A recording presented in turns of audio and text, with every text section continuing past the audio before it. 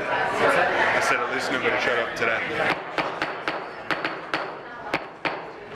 All right, good afternoon, everybody, and thanks for being here. Welcome to this special meeting of the City Council of the City of Fort Walton Beach. If you have an electronic device with you, if you could, make sure that it's on silent so it doesn't disrupt the proceedings here today. If you'll please stand for those of you who are able and join us for the Pledge of Allegiance. I pledge allegiance to the flag of the United States of America and to the republic for which it stands, one nation, under God, indivisible, with liberty and justice for all. Nailed it, very nice job. I know, I keep trying. You did great. All right, Council, if we'll get approval of tonight's agenda. Mayor, I move to amend the agenda by removing item 5.1, 5.2, and 5.3 from the agenda and postponing them indefinitely. Second. A motion to approve tonight's agenda with the amendments of removing items 5.1, 5.2, and 5.3. Is that correct? Yeah. Yes, sir? All right. Any further explanation or discussion? No, sir? Anyone else? Yeah. Councilman Schmidt and then Walker. Sure. I mean, this part of the budget process, I would entertain any conversations about any action being taken. So I won't support the motion to remove these. I think it'll be good for us to have some educational experience on hearing from the people and us sharing some information too, so I won't be supporting this motion. Thank you, sir. Councilman Walker. Yeah, sure. I appreciate that. I have requested my two items make it onto the agenda for discussion several times, and then thanks to Mr. Burns and Mr. Davis and the conversation we all had by email, you guys agreed that it should finally be put on there up for discussion. So I don't need any input. I don't need any votes. I won't be making a motion. At this point, I don't plan on making any motions. I wanted the discussion, and like Mr. Schmidt said, I think public discussion of these items are important. And furthermore, if it is removed by this body by a majority vote, when it's my time to speak, I will speak on these topics. So you can get rid of it if you want to, but I'll not be supporting it. Thank you, Mr. Mayor. Thank you, Councilman Walker. Anyone else? Councilman Peter. I will, surprisingly, wasn't expecting that, but I will support the motion. As Mr. Walker said, he still plans on elaborating on his. As Councilman Schmidt said, this is definitely an education time for all of us to learn about stuff, but educationally, what I have learned through this process is I wish we would have said restructure the library months back when we had a chance to maybe not vote on this cap. And everybody would have turned out and we'd have a different outcome.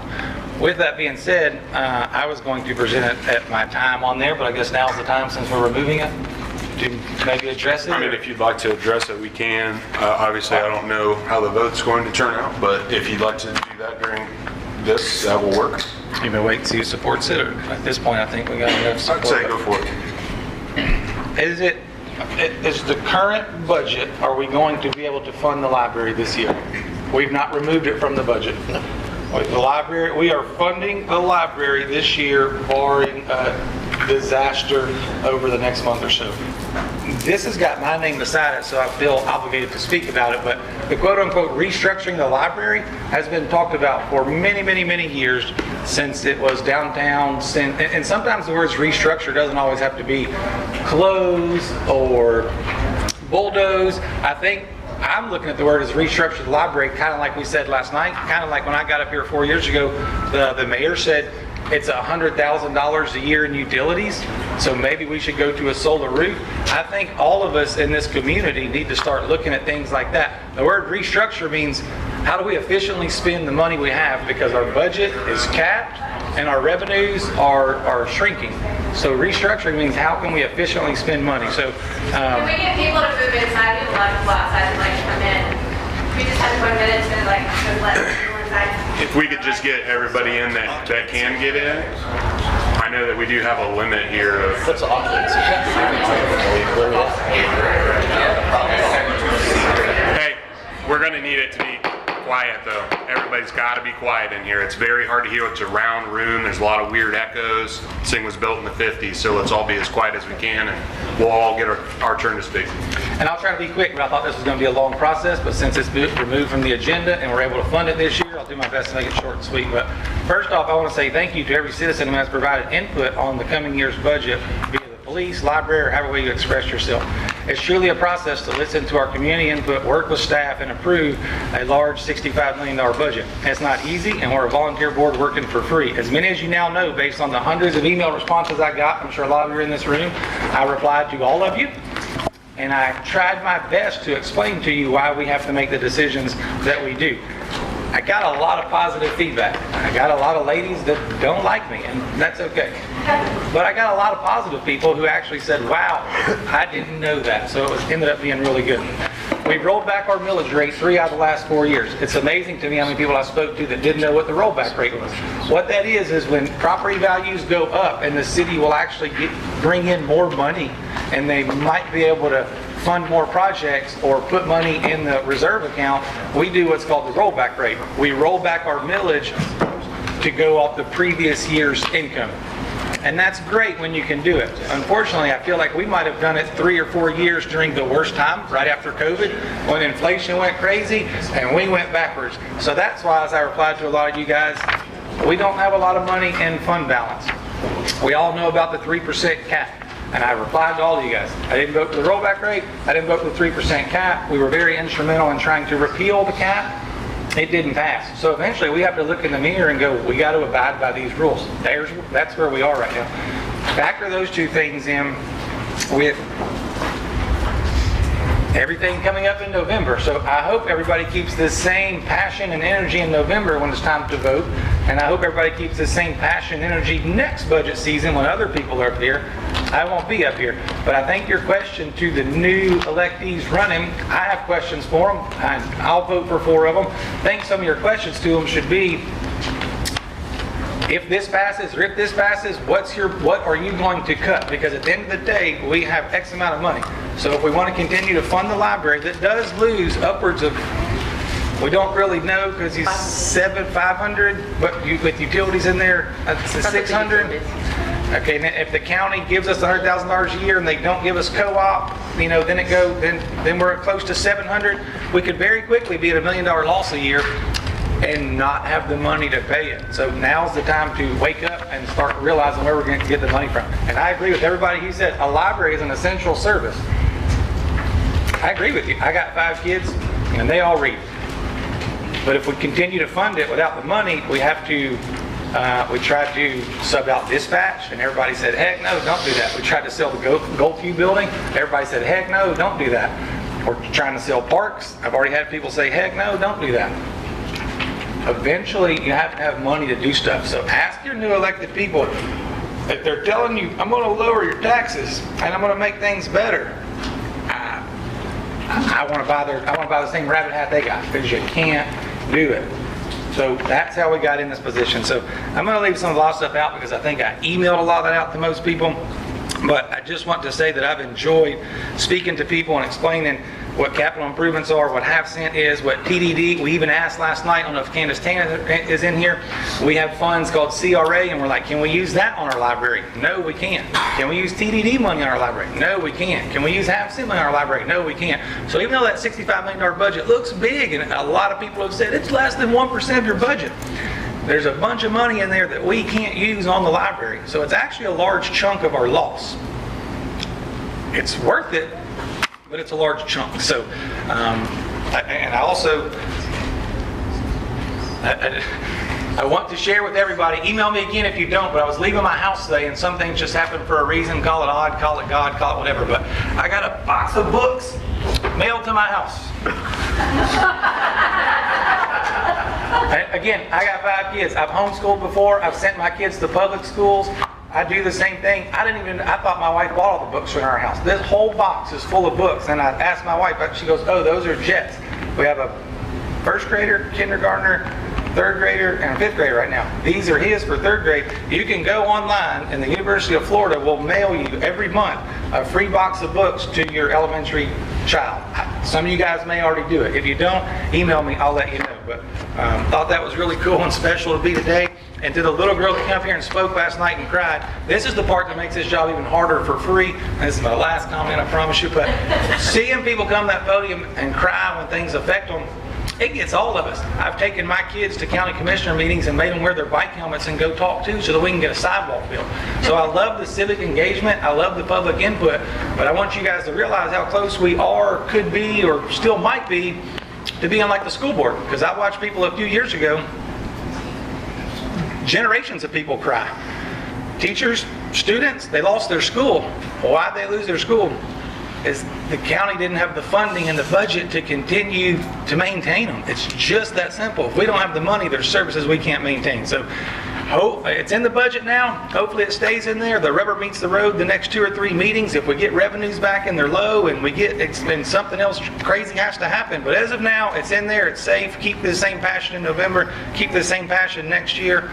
And look forward to the continued educational debate over the next 5 weeks. So I will support the motion. Thank you, sir. Anyone else wish to speak on the motion in particular? Councilman Merrill and then Councilman Schmidt. We have talked about a lot of these things. One, the restructuring, moving, closing the library. One that it's kind of snowballed way more than what it began. Well, I don't support it, so I'll support the motion. It removes it from us discussing it or making decisions on it, so it stays as is.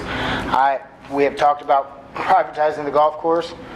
We've looked at it, it's becoming an enterprise fund.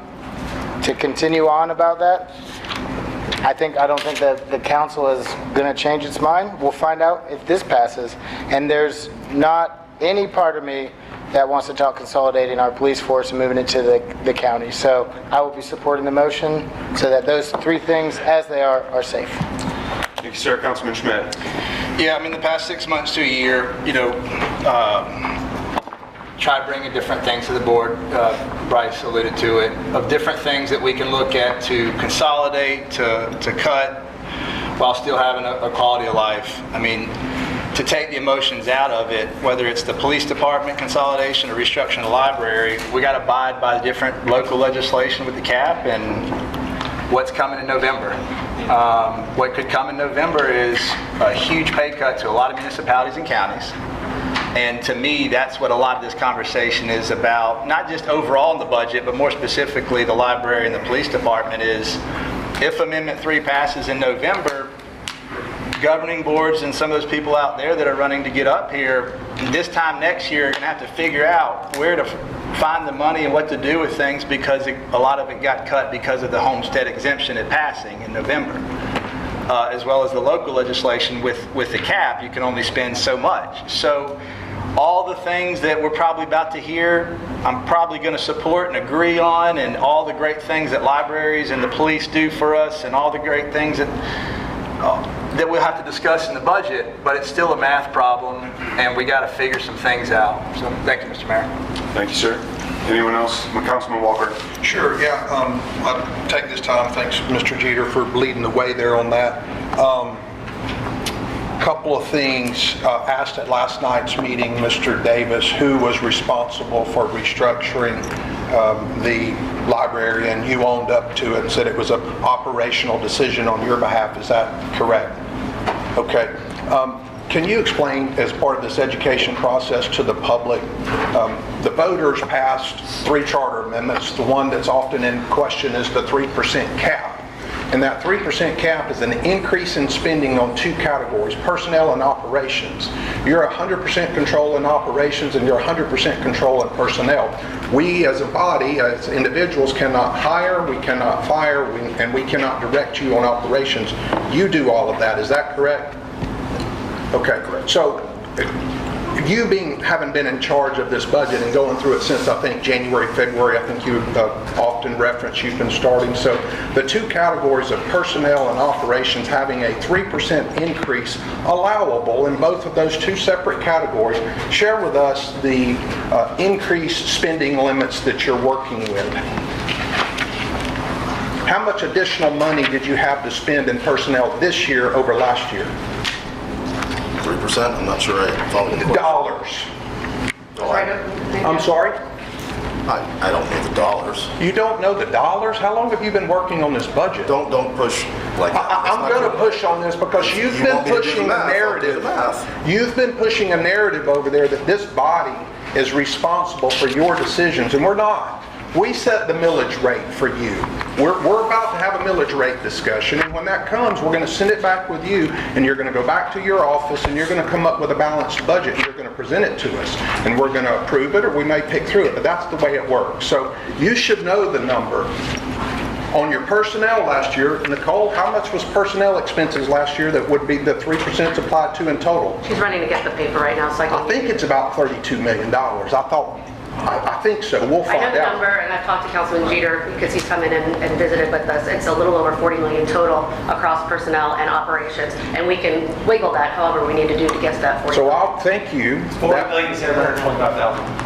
I'm sorry? 40,725,000. 40, that makes it easy math there. On 3% is $1.2 million, correct? So this budget process that we're going through, the claim is that we, Mr. Davis, in his experience of putting budgets together, has been unable to find out how to bring together a budget with a $1.2 million increase in personnel. Sir, that's not my problem, that's your problem. We're volunteers up here. You're the $300,000 man now I've seen in tonight's budget proposal. You're the one that's supposed to be solving these problems, not putting us up here. We're elected officials to protect these people's money.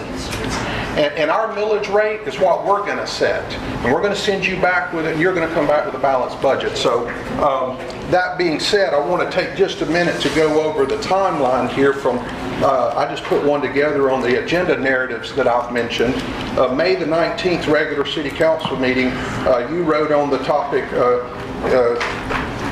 you wanted information from council on outsourcing of certain city services. That was your idea and suggestion, not ours. We didn't say outsource. We didn't say cut. You did. The minutes from the May 19th, members should advise manager of topics in advance so the items can be published for the public awareness. Now, tonight's agenda has our names on it, but when we go and look at that agenda, the minutes from the June 16th meeting, you have provided to us a Department of Services requested for consolidation or elimination. That's your words, not ours. Sports providers, daycare, aftercare, senior programming, fireworks, concerts, parades, chamber, EDC, pool, online billing, and library.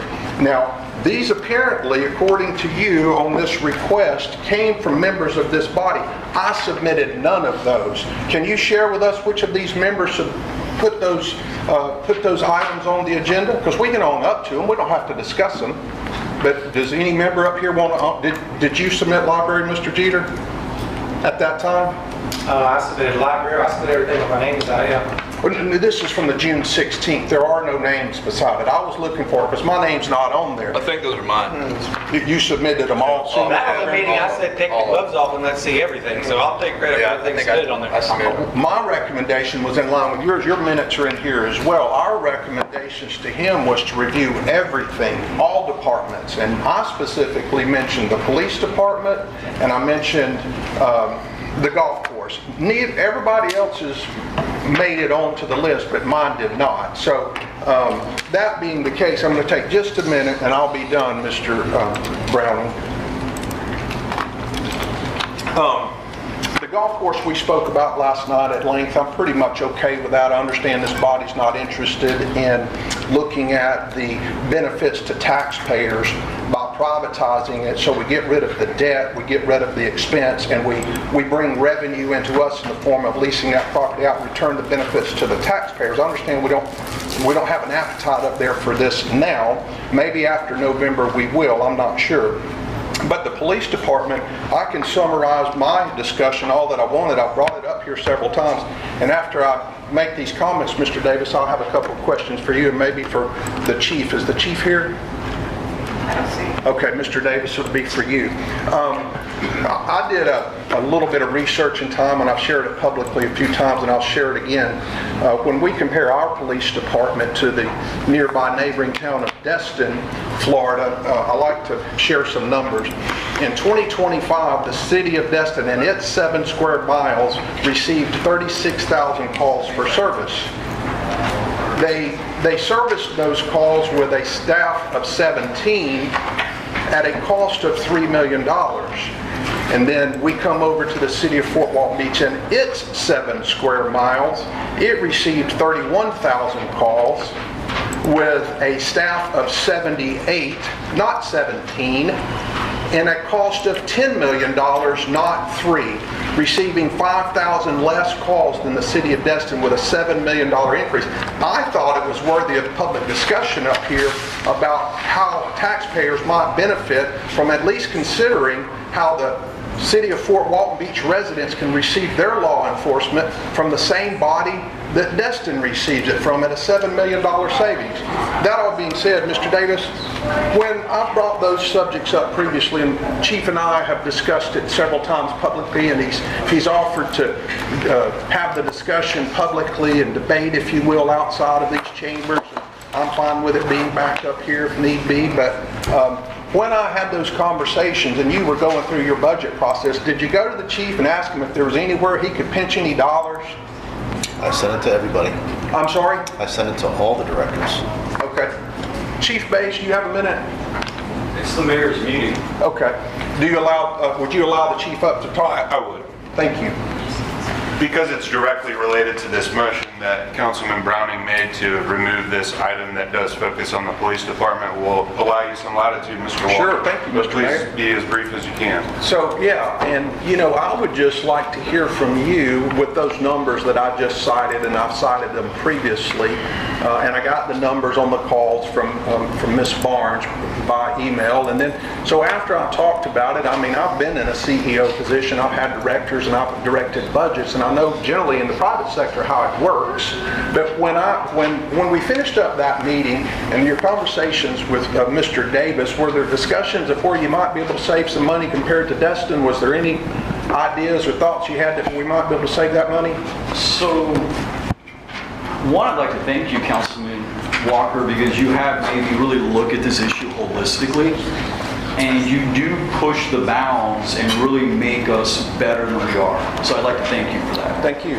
So one of the things when I was doing my research was that if you look at per officer cost, the city of Fort Walton Beach, when you divide the number of officers we have by total cost, and it's not 10 million, it's 9 million, 9.6 or something, right, it comes out to $172,000 per position. When you look at the state average for a police department is $238,000. A sheriff's office is $239,000 on a state average. Okaloosa is at $190,000. We come in at 20% below the statewide average per position. The sheriff's office comes in at 20% below the average. You also throw out the number of 21 all the time. And if you remember back... 21 officers? 21 deputies. I actually say 17. Is it 21 or 17? Their total contract is 21 because it adds in a desk officer, marine patrol officer, community policing officer. And so it's one other 21 number I'd like for you to check me on is I say 17, you say 21. I say that the Fort Walton Beach Police Department, while they either have 17 or 21 serving those 36,000 calls, we have a staff of 78 serving those 31,000 calls. Is it 78? That's back staff, dispatch, and everybody? Where I was going with my explanation of Destin, if we go on the Wayback Machine and we go back to 2012, in 2012 we were in a very similar situation. And at the time, Larry Ashley was sheriff. Larry Ashley, very respectable sheriff. I just wrote him a letter of recommendation to get in the Hall of Fame for law enforcement. Very knowledgeable. Eric Aiden was, at the time, he wrote a senior leadership paper on the same exact topic. The two of them came out with a number not of 21 back then, or 17, your number. Do you know what number they used in 2012 to police the city of Fort Walton Beach? I do remember that study, and it say, yes, I do remember it. And what was that number? I don't remember. So that number was 43. Gotcha. Because calls for service alone does not dictate the number of officers you have within a police department. Every city has a different makeup, a different complexity, different demographics. Every city is unique.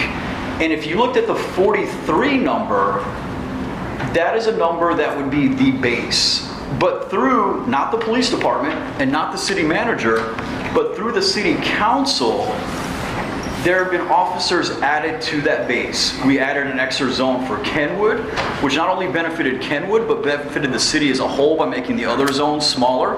We've added community policing. We've added code enforcement to the police department. We've added traffic units. So yes, we have grown above that 56 number. And if the city council as a whole came to us and says, we want to reduce the level of service within the police department, could we go to the drawing board and say, yes, we can take somebody out of community policing. Yes, we could take somebody out of traffic. Yes, we could pull somebody out of special investigations. But we have not gotten that direction from the city council as a whole. And I think at our number at 56, especially when I use the sheriff's number from 2012 at 43, and when we look at our cost savings that we're 28% below the statewide average as reported in the CJAP study, not our numbers, but from the state of Florida. And when you go back and you look at articles that have been written, they will tell you the Destin contract is subsidized. There is easily about $2 million. If I could stop you there for just a minute, because you brought up two things. 56 is the uniform officers, correct? Correct. And then you have a back staff, that equals the 78, correct? And now you've gotten into the word subsidized, which you and I had an email exchange, and you mentioned subsidized, and I appreciated that because it made me really think about what is it he's talking about. And I've mentioned it up here to this body before, but us city taxpayers, we pay our property tax, including the county, up to the county, and from our property taxes total goes and lands in the Okaloosa County budget up there. From our money, they pay the sheriff's department. And so when I got that email from you, I'm like, well, isn't that interesting? He's talking about subsidizing the back office. They do it with 17 uniform officers, and then we city 21. We city taxpayers are the ones doing the subsidizing for the residents of Destin and their 7 square miles. So we're like paying 3 times. I said it's worthy of discussion, and I don't believe this body is interested in having discussions about levels of service, the number of calls, as you mentioned, the ones Ms. Barnes provided me, robberies, murders, drugs, car break-ins, suicides. They're all going on out there in their 7 square miles, and we have 7 square miles. So forgive me for my shocked face when we talk about 3 million and 10 million and that we can't do it better, we can't do it more. So there's been no cuts allowed in your budget, and then for that we're so now... well, when you say no cuts, if you look at our operating budget, and Nicole or Jason could probably correct me, our operating budget actually came back slightly less than it was last year. It wasn't by a lot, it was a few dollars less on the operations side. So we do look at everything we do, and we see what is effective, what is inefficient, where can we leverage technology, and where can we renegotiate contracts to get the best effective service for the Fort Walton Beach community. Have you met with the sheriff? I mean, I just keep saying it, I'll keep saying it. 7 square miles in Destin and 7 square miles in Fort Walton Beach, that's the coverage areas of law enforcement. They perform the services on 36,000 calls with 21 officers, if that's what you say it is, with 21 officers at a cost of $3 million. We've got 7 square miles. We have a staff of 78 for $10 million. There has to be something there that you can learn from the sheriff's department about how they're able to do that. Come back to us and tell us what it is. Well, it turns out we've got more murders. We've got more drugs. I don't know what it is. Their investigators are available in Destin. I speak with the sheriff. I do speak with the sheriff all the time. I collaborate with Eric Aiden all the time. And we work as true partners within the law enforcement community. So there's a lot of collaboration that goes on. Where I didn't finish my point was, in articles that have been published, you will see that the sheriff's contract at 21 does not include supervision. The school board recently at the county commission had a very long discussion, and the county pushed back to say, we're no longer subsidizing the school resource deputies as much anymore. And the school board had to kick up another $500,000. you will see more and more pushback, I believe, in contracts that are signed that, and I don't disagree with you, Mr. Walker, that you may subsidize at some level what goes on in Destin. I may subsidize at some level what goes on in Destin as a county resident. And that's a choice between the county and Destin. Today you asked me about the budget, and I talked about the budget, and we looked at our budget, and we did come back slightly under our operational budget.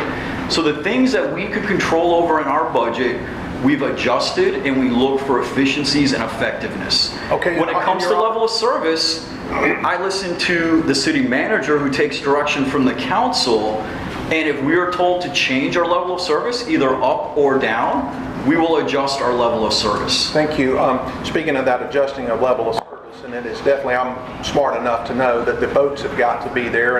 And recently, I believe it was Councilman Schmidt that made a recommendation that we go out just for bids, to see if taxpayers could save money by having the Sheriff's Department, who already answers the 911 calls before they transfer them to our dispatch, if we could have them bid for the service, and it got shot down up here because I think, generally speaking, it was because it would hurt feelings in the dispatch room. Is that fair or accurate? Or morale? No, I'm sorry, it was morale, not feelings. I mean, that may be your perspective on it.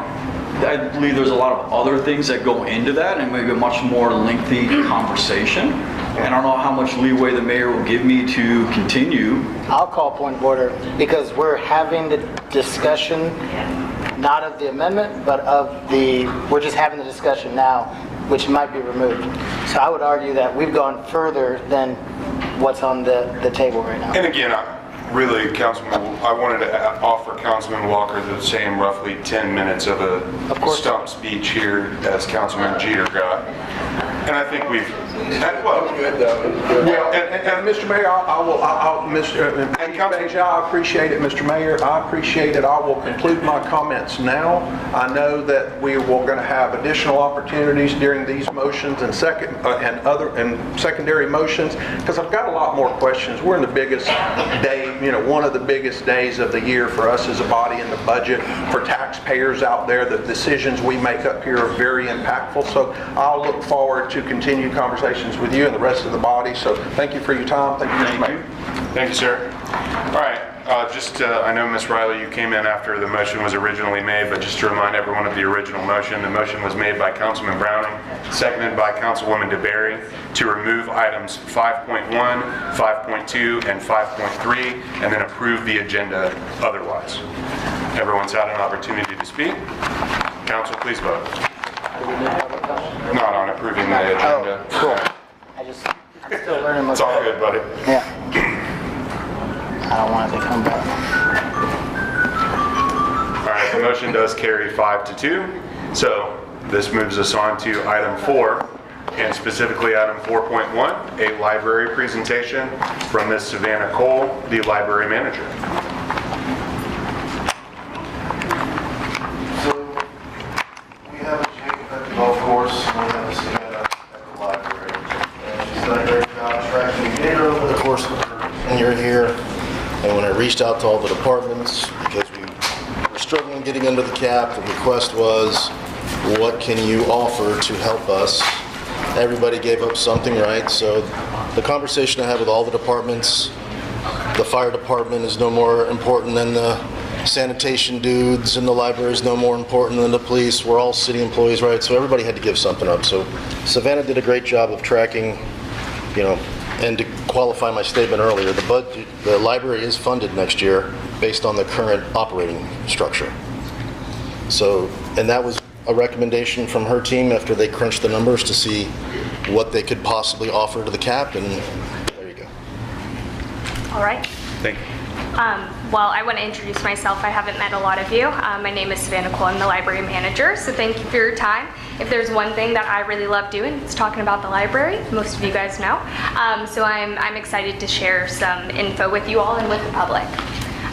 So, of course, jumping in right after Mr. Davis, we did an 11-hour reduction in our services.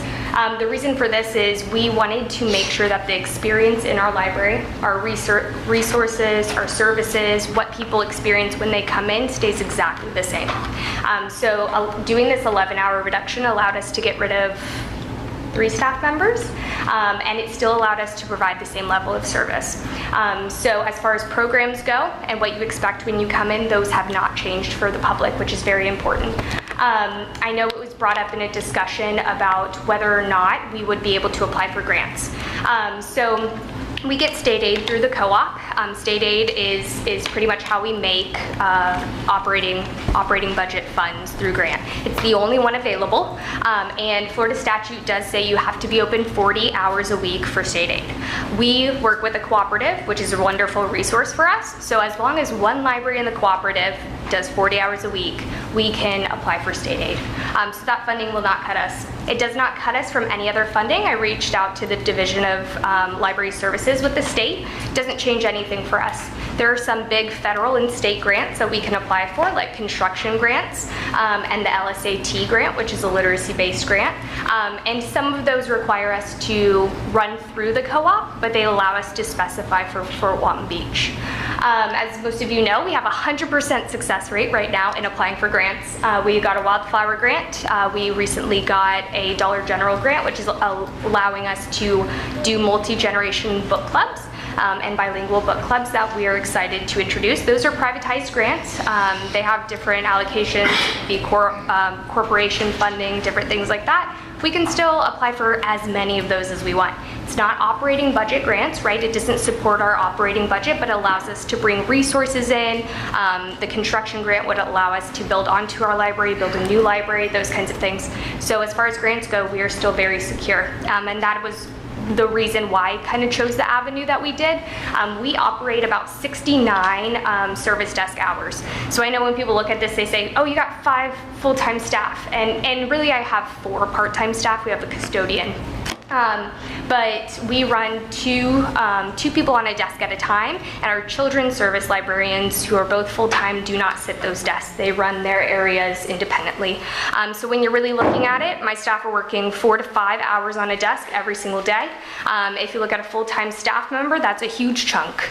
So you know, you may look at this and say you're not open 40 hours a week, but we do come in, we have to pull holds, we have to do a lot of things. And we also have to collaborate with our community. We're looking at what our community needs are. We're looking at how we can access those. That time is not time that we can do on the desk with our customers and our patrons. So I just wanted to throw this up here. This is what we were all talking about, but I really wanted to shoot in those co-op funds. So for the next fiscal year, we've been allocated $109,000. The more that we submit correct statistics, the more we submit and pay for library services, the more state aid we get. So this is our chunk going into the next fiscal year, which is very nice. We hope to continue to increase that, and I'll talk about that a little bit when we get into stats and reference in a sec. I put revenue on here. 24 to 25 is the best kind of number for this. The reason is a lot of this is passport funds. We don't charge late fees. If people lose books, they can pay for it or they can bring us a new one. We try to keep the library, you know, as accessible for everyone as it can be. So this is mainly passport funds. In that year, we were full on passport agents, meaning we had 3 to 4 that could jump in. In this last year, due to a personal situation with one staff member and then the loss of staff now, we are running off 1 person. So where we could usually do passports 6 times a week, we have 1 staff member that's just trying to get them as she can. So if you've called the library and they've told you 3 weeks, that's what it is. The city gets a $35 payment every time someone gets a passport. So you bring in a family of 4, it's 35 times 4. That's what goes to the city. So I just threw that up there. I've talked to Mr. Davis about ways to increase that. I think passport funds, people come in, they want to get their passport, they want to do that stuff with us, and we can make it happen. You know, as long as we work within the hours that we've been given, we can increase those funds. These are our library service levels, and this is where I love to brag. Those positive numbers for a library are exceptional. When I came here, I only started in November, but really started in December. One of the parts that drew me in is the resources we actually have here. 3D printers, maker spaces, media labs, There's metropolitan libraries that don't even have those. There's metropolitan libraries that have multiple branches that will never get to have those because they cannot give it to every single different group of individuals around that branch. So we do our library skills well. You'll see our visits have increased 9%. Items borrow is 11% increase. Programs offered, I'm going to come back to this because I think that's an important topic, but program attendees, you'll see an increase. Library cards, huge increase.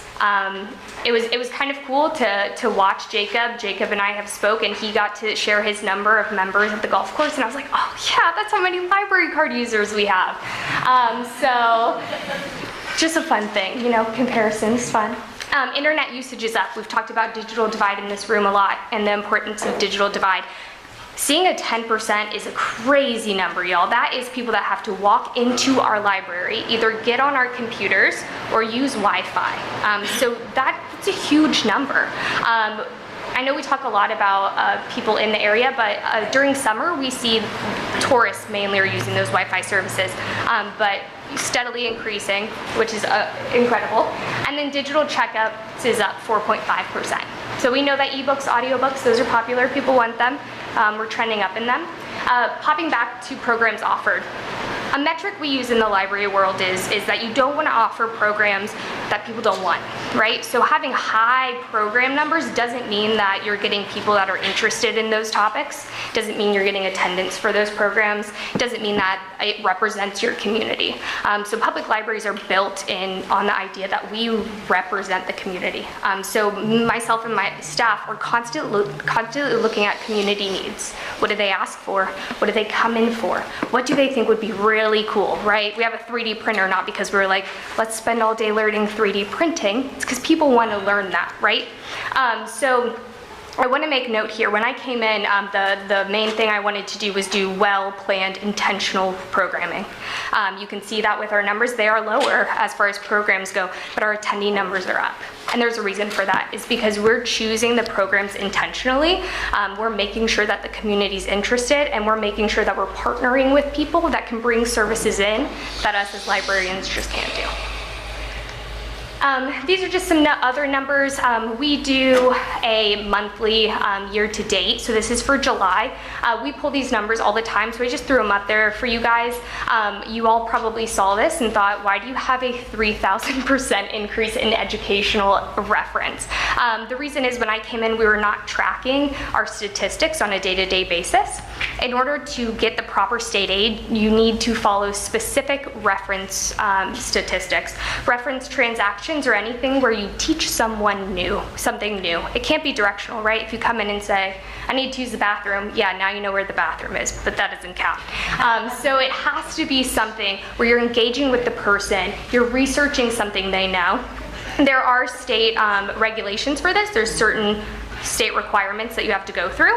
When I came in, I changed it so that we met that. We actually didn't track stats all day. So you see 86 here because we had one librarian that if she answered a research question, which is a reference question, but it's not the whole thing, she would tally what she asked. But I saw very quickly, and this has always been something in libraries, is that people ask questions all the time. Right? I always make a joke with staff on how to cook kale chips, because the first reference question I ever answered was someone on the phone that said, how do you cook kale chips? So we can do something as simple as that or as far as referring out. So that number is really large on here, and that's for a reason. And then you can see down there account assistance. I like to throw that in. It gives you a better metric for what our staff actually do all day. These are more things like place a hold for a patron, update their account, issue their library card, renew it. So on month averages, those are pretty high, I think. And then of course, just to highlight our golf course locker. We've only been tracking this June and July. So 131 people placing holds for the locker is wonderful. So we're excited about that too.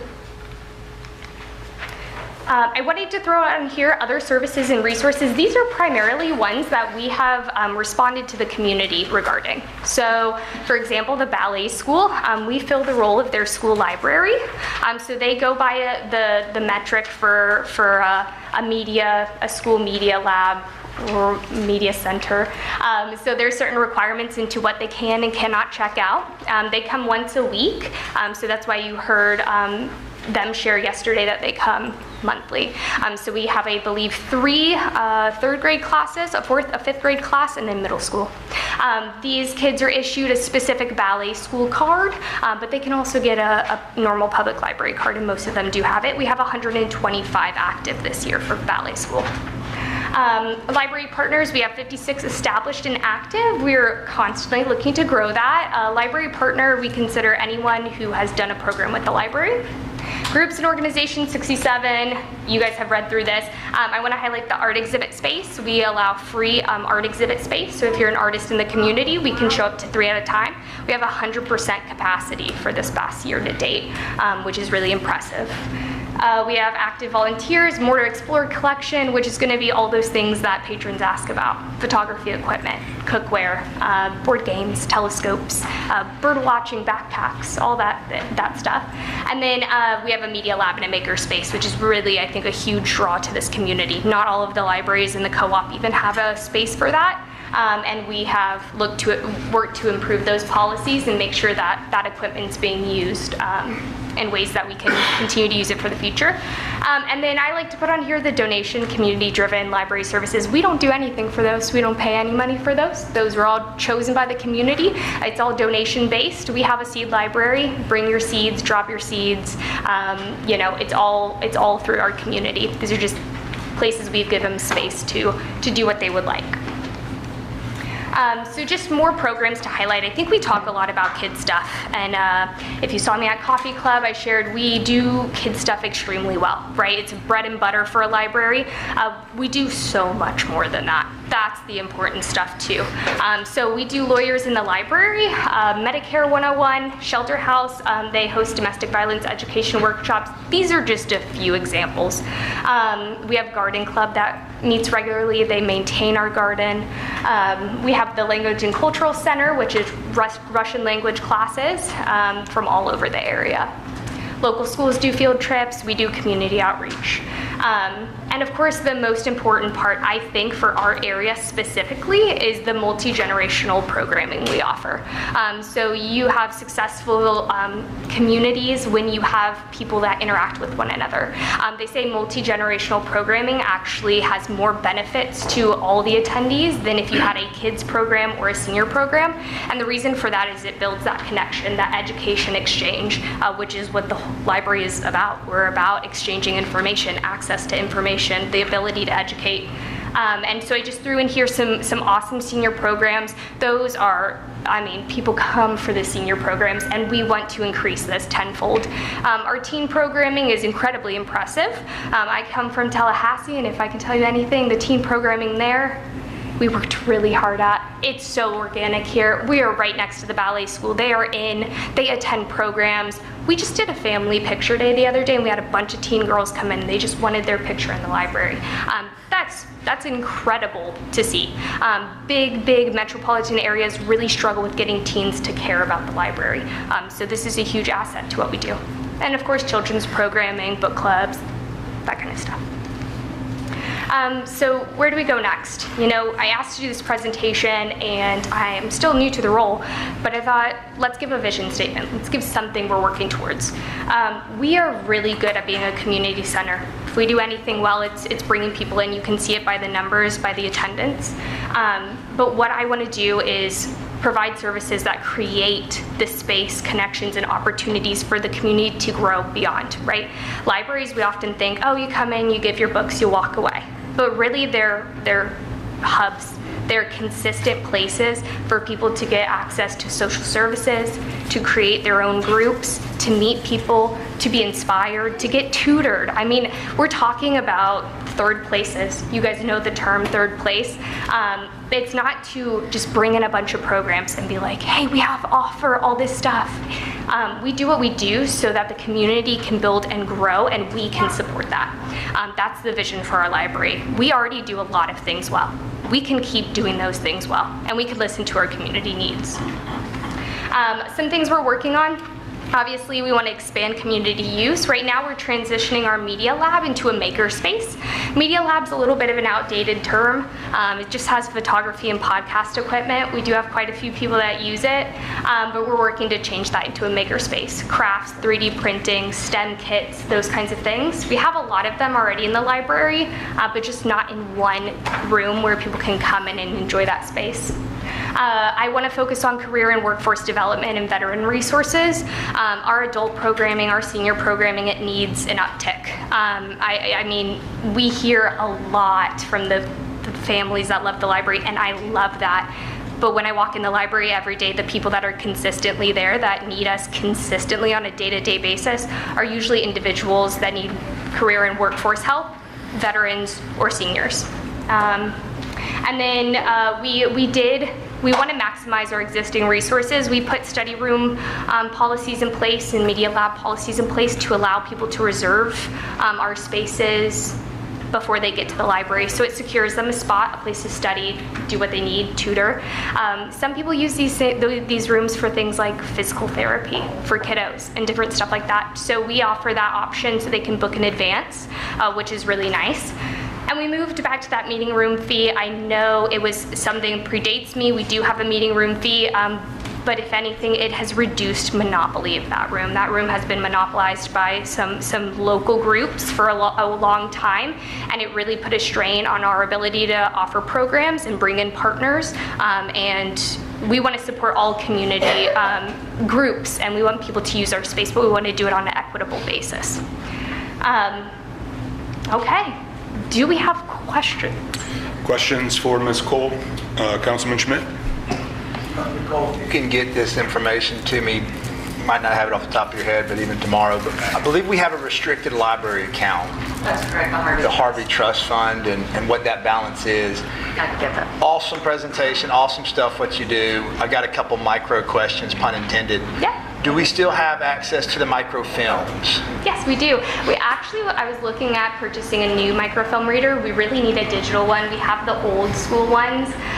It really, man, when people use it, the whole library can hear. A digital scanner would allow us to actually screenshot the screens and email them, print them off, things like that. The people that are going through microfilm are really doing it an old school way. So whatever we can do to authorize whatever's in that Harvey Trust Fund, I believe it has to be restricted to only spend at the library. Yes. I don't know what that cost is to get a vendor to transition those, because that's some of the most valuable content that we have in the library. Yeah. Because when that's gone, it's gone. You know what I mean? Yeah. So whatever we can do, if it's available, I've already once we pulled find out quotes. what that balance is, and I don't Yeah. want to plan the library's future because right now we don't know what the future is. But as far as, looking at that balance of that fund and transferring that information, I'd love to hear your vision on that. Yeah. I do think I asked see. Marcus the other day for I that just number. texted him. It's about 146,000. Yes, and we do have to come to council for approval on that.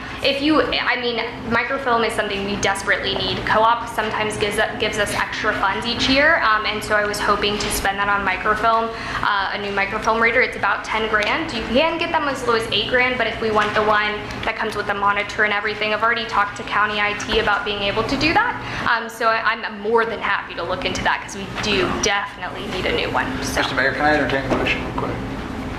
Yeah.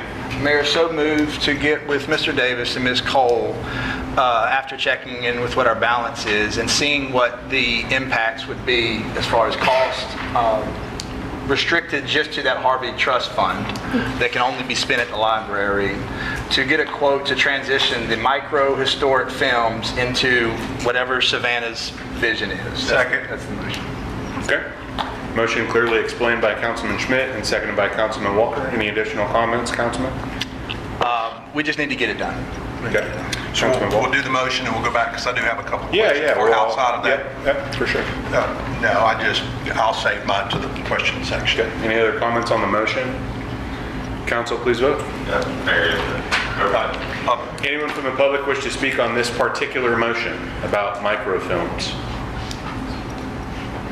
Council, please vote.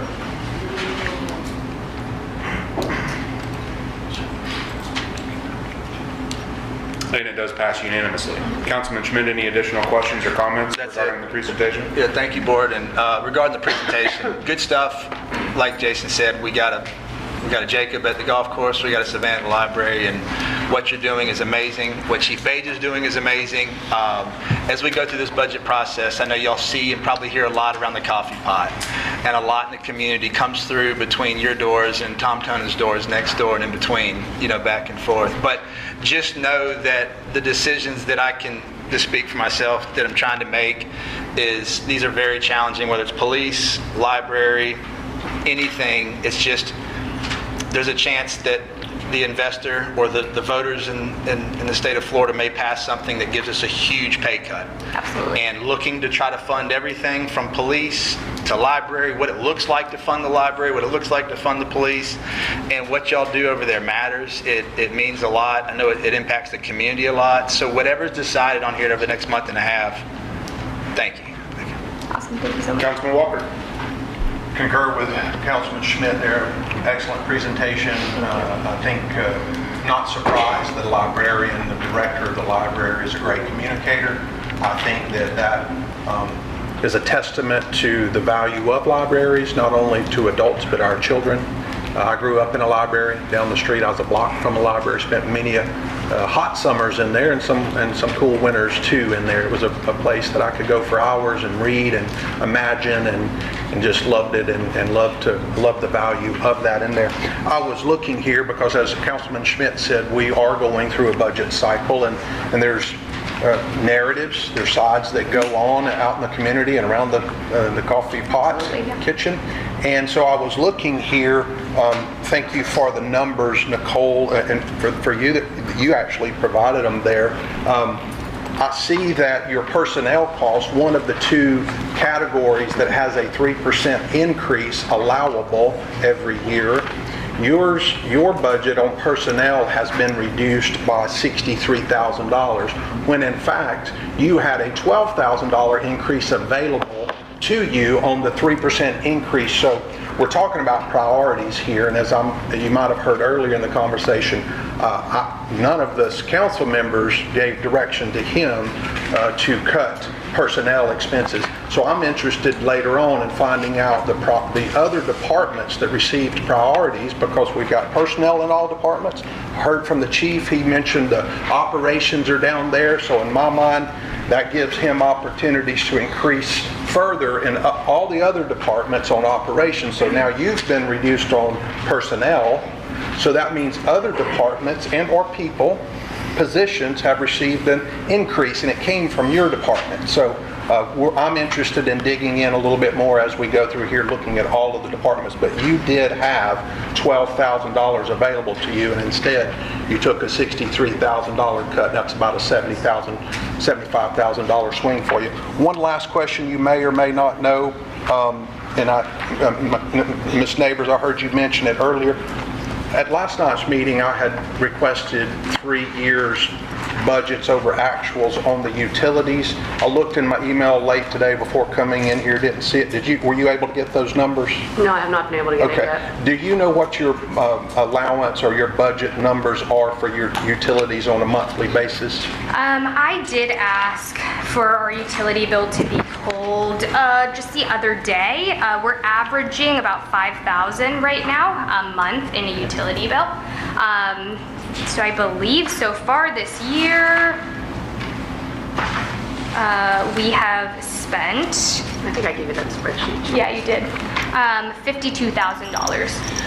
So yeah, that's an interesting number, because one of the first times I ever looked at the library budget over there, one of the things that stood out was an $8,800 a month allowance. Yeah, I see it on here. Yeah. What year was that? 88 was 2022, 2023, 24 went to 80,000, 25 was 83,000. And that's the budgeted. Do you have the actuals? Those are the actuals. Those are the Those actuals. are the actuals. And what did you say? You were giving me total annual numbers? This year so far we're at $52,573.74. Yeah.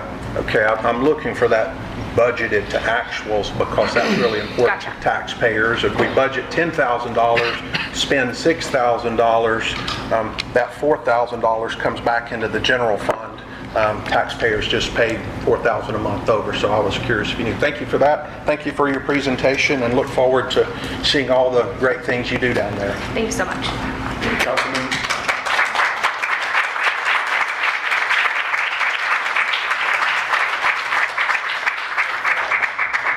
Councilman Jeter. Yes, Mr. Davis introduced you very well and compared you to Jacob, and you present very well, and the presentation was awesome, and I couldn't help but think how blessed we are as a board and as a community to have people like you and Jacob, two young. I know we had a few people win an under 40 award. I think Councilman Brown even wanted to, but we have young professionals managing and directing parts of our city that are awesome, and we got to figure out a way to keep you guys. Does the one thing that stood out to me though, and I want to try to help us solve this, the whole reason we're having this discussion is to solve this problem because of a math problem. Absolutely. And you and Jacob have the same amount of members. Yeah. And the word restructuring, we've done a lot of restructuring over the last year at the golf course. We've actually got calls, texts, and emails. He's raised prices. He's made changes. So y'all have the same amount of members, but Totally different. He makes $500,000 a year, and I'm speaking on a math problem. I got 5 kids that read, 2 that play golf, so I like books more than I like golf in this conversation. Remember that.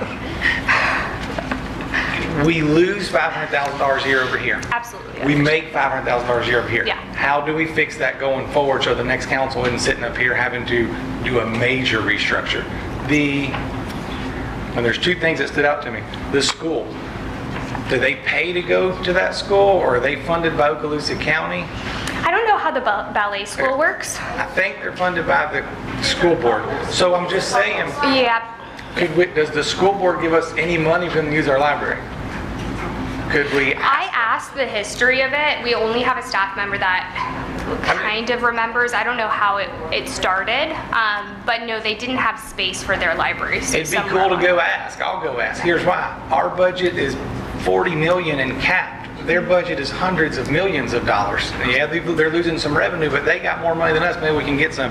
The other one that really stood out to me, I don't know how we'll fix it, but we always talk about user fees. We're talking about charging for parking. We're talking about it's cheaper at the golf course if you live in the city to be a member. It's more if you're not. I was very shocked. It's very close to about half of the people. Some really don't know, and some do, but of all the emails I got, I had people on Okaloosa Island Yeah. saying, don't close my free library. I'm like, you realize that you don't even pay city taxes and you're using our library for free. It's great. I love it. I hope we can keep doing it. I had people from Cinco Bayou. They don't pay the same tax we do. They don't pay ad valorem tax that funds our library. Shalimar, Niceville, Navarre, Crestview. I love it. I love everybody using our library and coming through our town and spending money. I hope we can afford it. But going forward, that might be one area that we do like the golf course. It's not free to everybody. It should be free to the tax-paying residents that fund it. We might have to explore other. And I think that's where the co-op and understanding how the co-op works changes that. Because if you have like a county-run system that has branch locations, then your taxpayers are all essentially the same.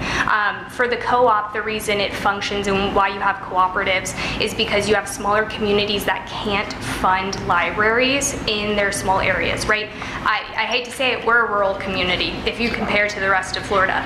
So the reason the cooperative exists and the reason cooperatives exist all over the United States is to bring resources to smaller areas so that people can have access to information to make the county better. So it gets a little funny there, and that's where we can educate better. I mean, someone came to me the other day and said, I'm going to your council meeting because I'm mad about Nintendo Switches. And I said, but we don't have Nintendo Switches. We don't have those games. What are you talking about? And they're like, well, you're part of the co-op, so don't you have the same policies, right? But the co-op, you have to decide if that is a value to you.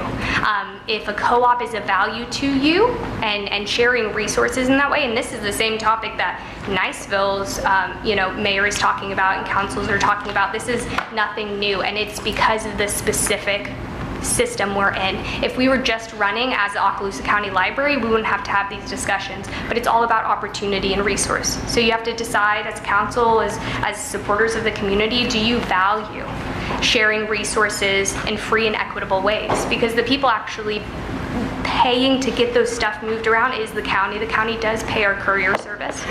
But yeah, it muddies it up. I mean, that woman came to me, one of the women came to me and she said, my money doesn't support the Fort Walton Beach Library. I said, well, you have a card because of the cooperative, but yeah, you're not a taxpayer. And so I think that's where council has to decide what they want to do. The cooperative is a huge benefit, but it comes at a sacrifice. And you have to decide if that's the route you want to take, but that is why the cooperative works. That's why we have the resources. It's why we're able to support some of the things that we do, is because we have that cooperative umbrella. I mean, 100,000 is a lot when we're talking about 500,000.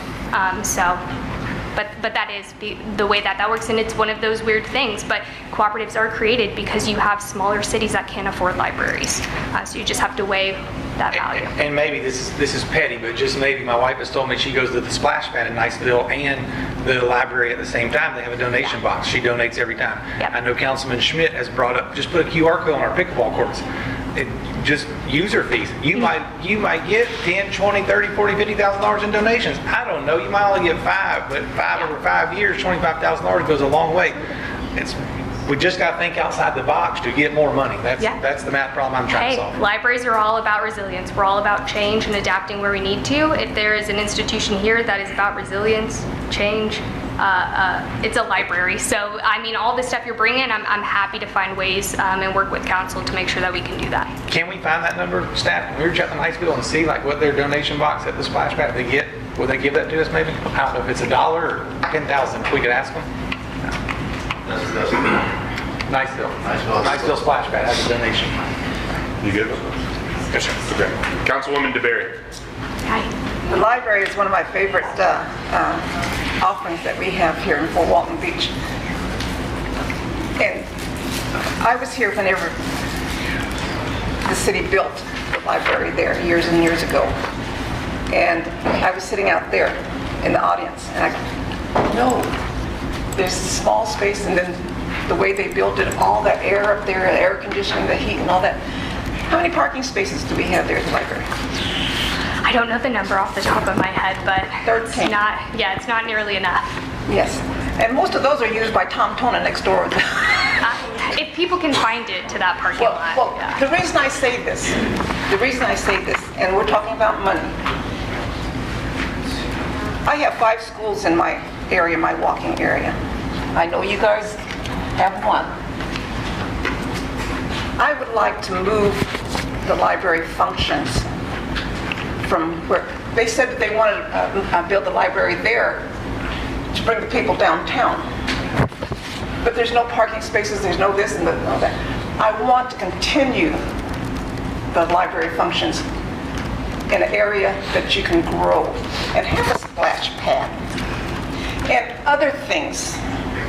And the area I'm looking at is on Holmes Boulevard next to the tennis center, where we have huge areas there that we could build the library. I would like to, I'd like Mr. Davis to entertain the idea of reaching out to see if we could sell the library building, not the library function, the library building. And I'm not a good healer dealer like you are, Mr. Davis. And in that contract, whenever we sell it, have them build our library as part of the contract. And all the things that on your wish list. I've talked to the people there. I've been here since 1970. I have to say that.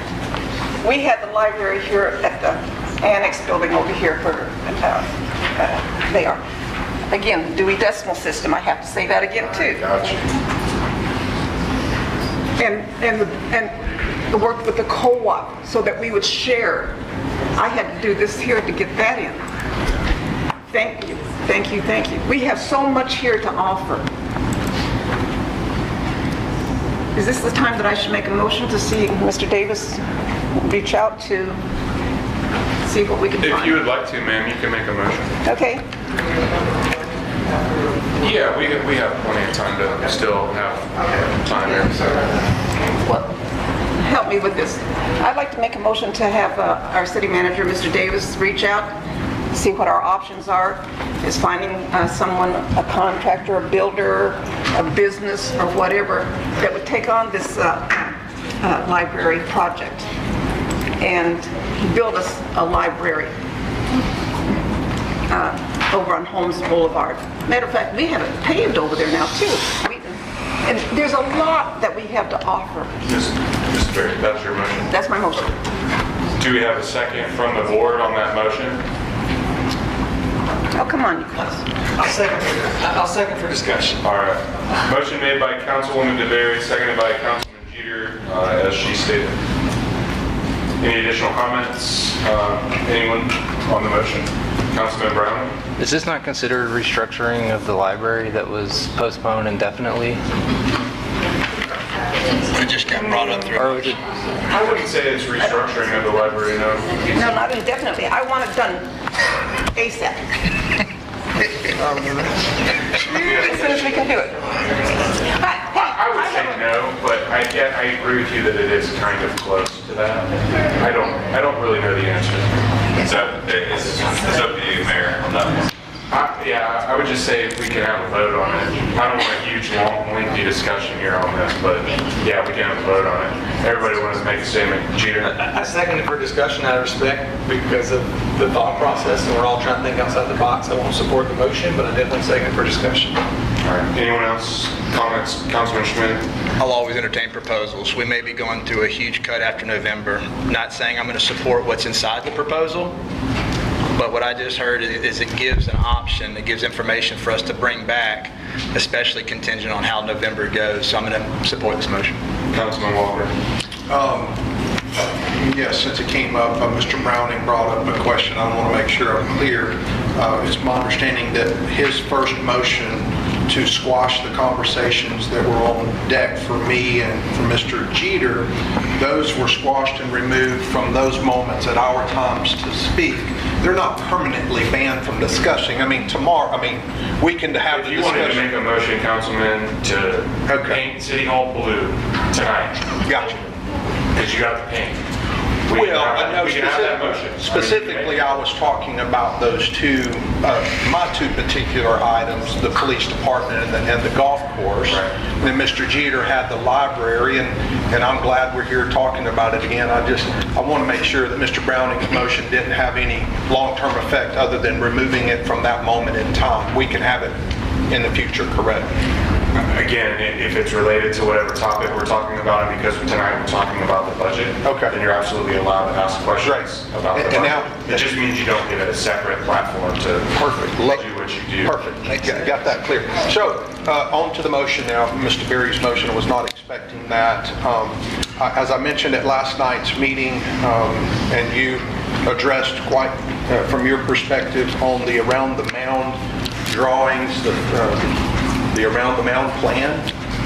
The only one I've seen that has been presented to the state that has been approved has a rendering and a drawing, and it does not include the library there. It shows a central green, and it's not come up before. I thought, man, I guess everybody's okay with this because that's what got approved, and then it's come out that might be just a rendering or whatever else.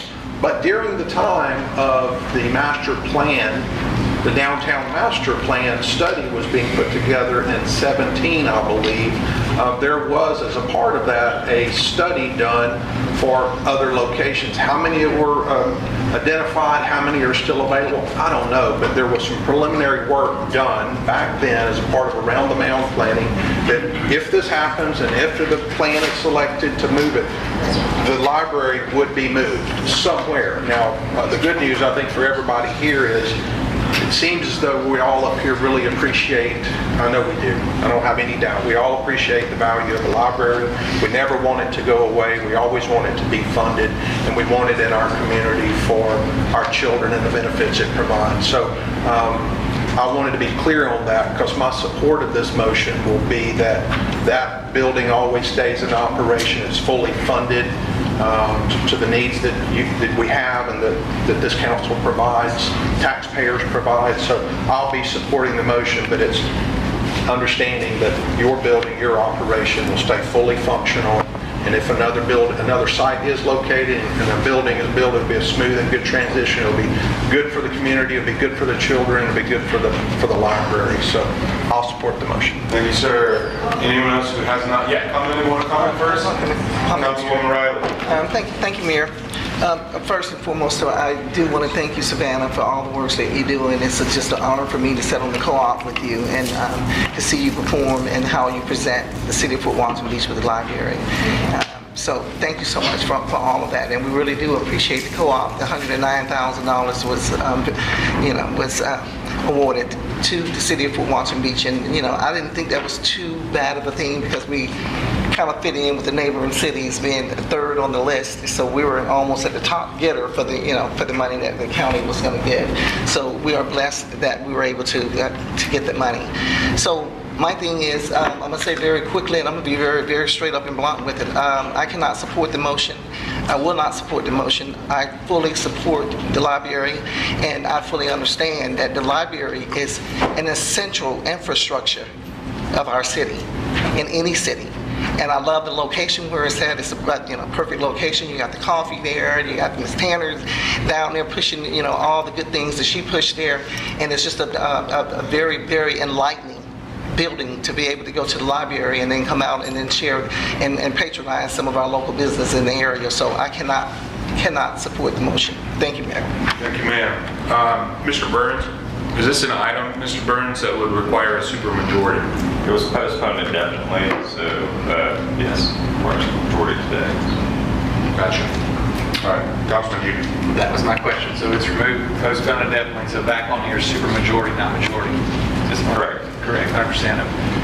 Again, not going to support it, but definitely support thinking outside the box and to let everyone know if this property tax passes or when that passes, however you want to word it, in November, I think you'll see a lot more motions like this up here, and a lot more of them are going to have to be supported. So keep that in mind. I won't support it tonight, but we'll see how November goes, as Councilman Schmidt said earlier. Gotcha. Councilman Walker. Yeah, Mr. Burns, I kind of addressed it right before this. Mr. Browning's motion was to remove that conversation from my time to speak, and that was specific to that. I'm not sure how another council person bringing it up, not under the agenda items. As a matter of fact, Ms. DeBerry, your agenda item, which was specifically identified by the motioner, 5.1, 5.2, and 5.3, you were none of those. We were. So the items that were removed permanently were those items only. It didn't restrict Mr. Schmidt or Mr. Merrill or Ms. Riley or anybody from making a motion. So I would contend that it's not one that requires super majority, but I think that's wrong that a council member can restrict other council members from speaking on a matter and making a motion on the matter because he doesn't want to hear it. Majority vote decided that, not just one council member. Majority vote. Items 5.1, 2, and 3. That was all that was removed. Not that you can ever talk about it again. Ms. DeBerry brought it up again. She was not under the premise of 5.1, 2, and 3. You could have said remove everybody's ability to speak. I didn't remove anybody's ability to speak. We're speaking on it right now. On the subject, you did. You said remove Mr. Walker's ability to speak on these matters at this meeting. It'll be in the minutes. I never said remove Mr. Walker's ability to speak on this. On those matters. We're speaking on them now. You've already spoke on it. So they were removed or not removed? The agenda item was removed. I removed them from the agenda. That's 5. The mayor already clarified that you can still speak on it. 5.1, 2, and 3. Those were removed. Correct. Her motion is not a part of 5.1, 2, or 3. Her motion's not even on the agenda, so either way it takes supermajority vote, according to Robert's rules. Right, you're arguing about a different point. So because it's not on the agenda to be voted on, it has to have a supermajority. Because it directs staff to spend their time, energy, effort, and taxpayer money. Mr. Browning owns it. Yeah, there you go. That's what it's about. Not about because it was taken off the agenda. He's got it. All right. So, council, please vote on the motion from Ms. DeBerry.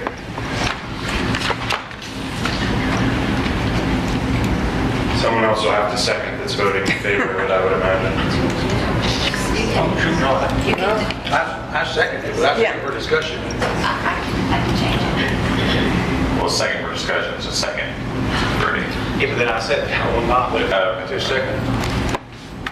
But then you still voted yes. Because you said second. I said someone else will have to second. But you second? I seconded for discussion only, and then I said I would not support it, so But did you include I had that? to second. You said you're going to need somebody else to I hit did, second. and then he still did yes. Either way, it requires super majority, so whether you want to go back and let us know if you reverse it. We'll just keep it as it is.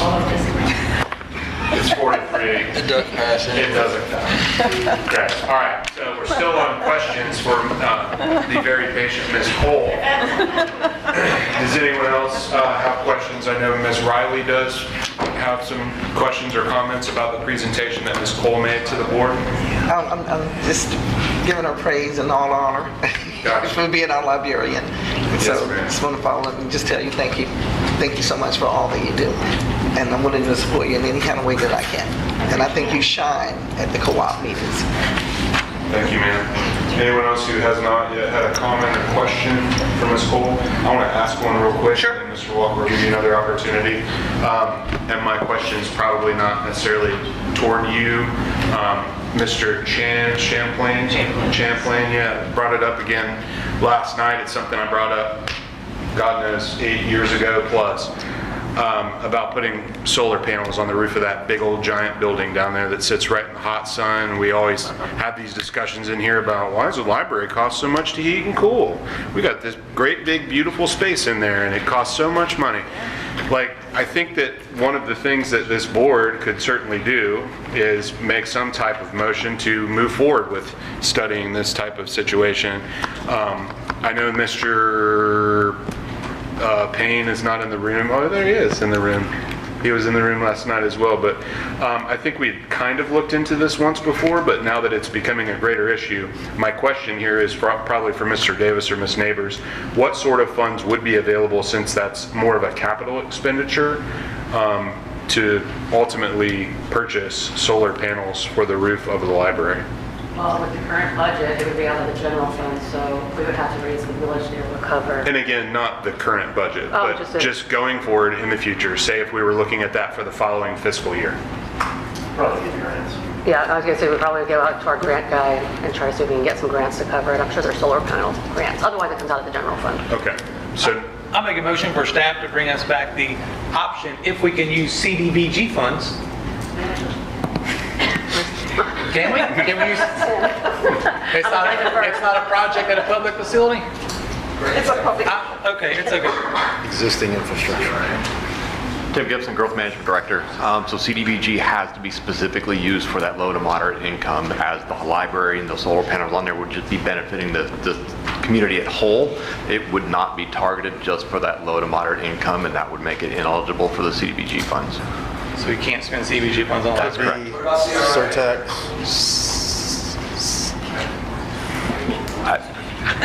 It's possible. I'd have to do a little bit more research on there, because that is taking it above and beyond increasing what would be normally done on there. That is a possibility. The CRA funds could be used for that. Mr. Burns, do you have any? No, I was about to say, I think it's possible. I need to get with Tim. It's not, the CDBG thing I knew was a definite no, but it's possible. It's possible. I'm not saying it's definite, but it's possible. Yeah, sure. A motion will just say staff bring us back what account we have a fund balance in that we could get a price on putting solar panels on the library. We'll just leave it as blanket as that. I don't know if that's under restructuring, going to require 5 or what, but let's try to get solar. I think it would still be a super majority because it's not on the thing and it requires staff time, energy, effort. Yeah, we'll put some effort into it. I mean, that part's easy. I think it's a moot point, depending on how November goes, so. I think city manager said he'll look into it for you anyway. Okay, so no motion then? No motion. Okay, perfect. Now, Councilman Walker, additional comments or questions for Ms. Cole? I forgot to ask, because you brought up a word there, tourists. Do you guys track tourists when they come in? Do you know? So we have an option where someone, if they're visiting, can get a card. They can pay for it. Okay. So we do track that way, but we really don't track tourism because you can use our resources in the library for free. But we do see a lot of people that come in. Great. The reason I asked is, and it might be something Mr. Burns can look into, Mr. Davis can look into. Yesterday, some of us learned that TDD money is available for tourist development type things, and we spent $300,000 up at the golf course of TDD money for some fun things to do up there. And I'm just thinking it'd be nice if you have tourists come in. I'm not sure how we can't get some TDD money into you, so put that on your list if you would. And my last just little thought, I guess, because I know you're always having conversations with the manager and others. A lot of people are in your ear and stuff. And Mr. Jeter had mentioned a math problem. Kind of is, but not the way I see it. Regardless of your revenue generated, has nothing to do with the 3% increase that you were entitled to this year of that $12,000. Instead, you got the 63 cut. You could generate $1 million. The cap limits you to that $12,000 increase in personnel this year. That's the way it works. So I want you to know there's a difference in the revenue and the expense. So it's more of a priority problem than a math problem. That's just something I wanted to share with you and the public. So we'd like the priorities to definitely stay with the library. So thank you for that. Thank you, Mr. Mayor. Thank you, sir. Anyone else? Councilman Jeter. Just to clarify, I have asked TDD, you can't use tourist dollars there. We asked last night in the CRA meeting when the Tanner was here, we were told by the CRA director we can't use CRA dollars. We just asked CDBG, you can't use CDBG, half-cent sales tax. So I just want to let you know, I've tried to go shopping everywhere I can. That's why I brought up the ways earlier to increase fees. We've asked all those and been shut down every time. Otherwise, I'd vote for any of those funds to support it. Thank you, sir. All right. Good. Everybody's good. Thank you, Ms. Cole, for being here. Sincerely appreciate it. So just to let everybody in the public know, we're now moving on to the comprehensive budget, which is the entire city's budget. So after that presentation, we'll have a council discussion, then we'll give everyone in the public an opportunity to speak on anything budget related. So that could be library, that could be roads, that could be police, that could be Gareth Stearns, that could be anybody.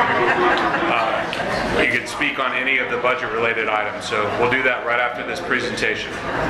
And for those who need to go, please do. While they're going, can I ask some procedural questions? Sure. Wait a minute. You should probably wait a minute. There's a lot of commotion. A lot of commotion. I mean, whenever you're comfortable, you can do it. But I don't think anybody can hear it.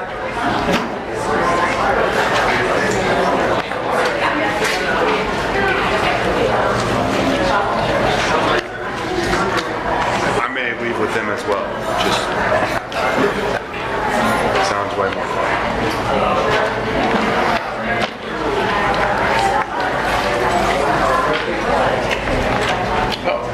I guess none of them care about parks, just a lot. We could shut and Councilman Schmidt, you can probably go ahead. All right, as we dive into this next agenda item, I guess this is more for Mr. Burns. So if we throw out some motions that are including the budget but are not on tonight's agenda, do we need a supermajority to take action on tonight's budget items? Not if it's going off of the budget items. Okay, so long as it's not like the things that we removed that had to do with privatizing the golf course, police department, right, and the library. But yeah, anything outside of that tonight, motions can be made over the budget with a simple majority. Correct. All right, thank you, Mr. Mayor. All right, that moves us on to Mr. Davis and the proposed fiscal year 26-27 comprehensive budget with City Manager Jason Davis. All right, yeah, good stuff. Just two more things on the library, and we're kind of done with it, but we do still owe $92,000 on the loan from the original, so just want to make sure that was out in the ether. And the library, the current existing library, right? And again, credit to Savannah. She gave me 3 flavors to pick from, right? One was a lot of work with not a lot of ROI. One was way too restrictive, so that might be phase 2 depending on next year's budget, right? So we settled on that middle ground that had no impact to the users. So good stuff there. Before we start the spicy stuff, I think I owe the staff an apology, because one of my rules is we don't allow weak people to upset us, because that makes us weak people, right? So I started getting a little frustrated there, so that's on me. I can wear that. Before we dive into the budget, I did invite the Doge people. They looked at our stuff and just kind of scoffed because we're pretty slick there, right? Carol has rearranged her entire life several times, taking her daughter to somewhere, so I'm hoping our schedule stays as it is because she has come in, I don't even know how many Saturdays in a row. Marcus has postponed his eye surgery so we can get this done. So we are now at the 11th hour, and we are ready to go, I guess. Yeah, well, it's right in front of me. Good thing it wasn't a Cobra. All right, same stuff from last time, right? Just so people reading at home have how it works. Same thing with the millage rate comparison over the last several years. This slide shows what the selections were over the last several years, and ultimately going that route, it was $3 million less for the city to use towards whatever projects, right? So that $3 million over the course of time is kind of a lot more money than that because of inflation. So all of that $3 million that's been cut over the years, right, would have paid for everything and then some that we wanted this year. But whatever, I just want to explain that math there. Are we able to entertain questions there on this, or would you like to wait for the end? Whatever you want, man. Go ahead. All right. So in that $2.9 million loss in that period of time, do you know how much we've received because of that countywide TDC expansion where we got tourism revenue as well as sales tax revenue? Don't know that it would be relevant. This is the general fund hit. Right. So we get to use some general fund capital improvement projects with sales tax dollars. You're talking about the cut. Yeah. Right, at $2.9 million in revenue. Some of that cut, some of that ad valorem money goes to pay for capital improvement projects. So for example, tonight we're presenting on the IT stuff that should have been done several years ago for a lot less money. We're doing more. I get that part. The more we defer things, the more expensive it gets, like the fire truck. I was just making a comment or asking a question of, do we know, because again, over principle, we were sold on expanding the tourism development department and the sales tax so that as we take more burden off of the property owner, we use those dollars to fill that 2.9 cut. I would ask the previous council people what their decisions were when they were building up the budgets. I don't know. Thank you. Oh, what do we got here? So unassigned fund balance history. Again, balancing the budget over the years using that unassigned balance is down almost $6.3 million. So that's just, I guess, over the course of time, that's how the city has balanced their budget, is pulling from that unassigned fund balance. Not something that I've accustomed to, but that's just been normal practice here, and I think we're right back in the same boat this year. Showing right now $156,000 less than last year, but I mean there's still a lot of work to be done. Last slide, this was $800,000, so again it's a moving target every day. I literally got 2 updates today that are going to change this entire presentation. You know, it's been a living, breathing document for quite some time. So this one is one of the examples that changed as of like 3 o'clock today.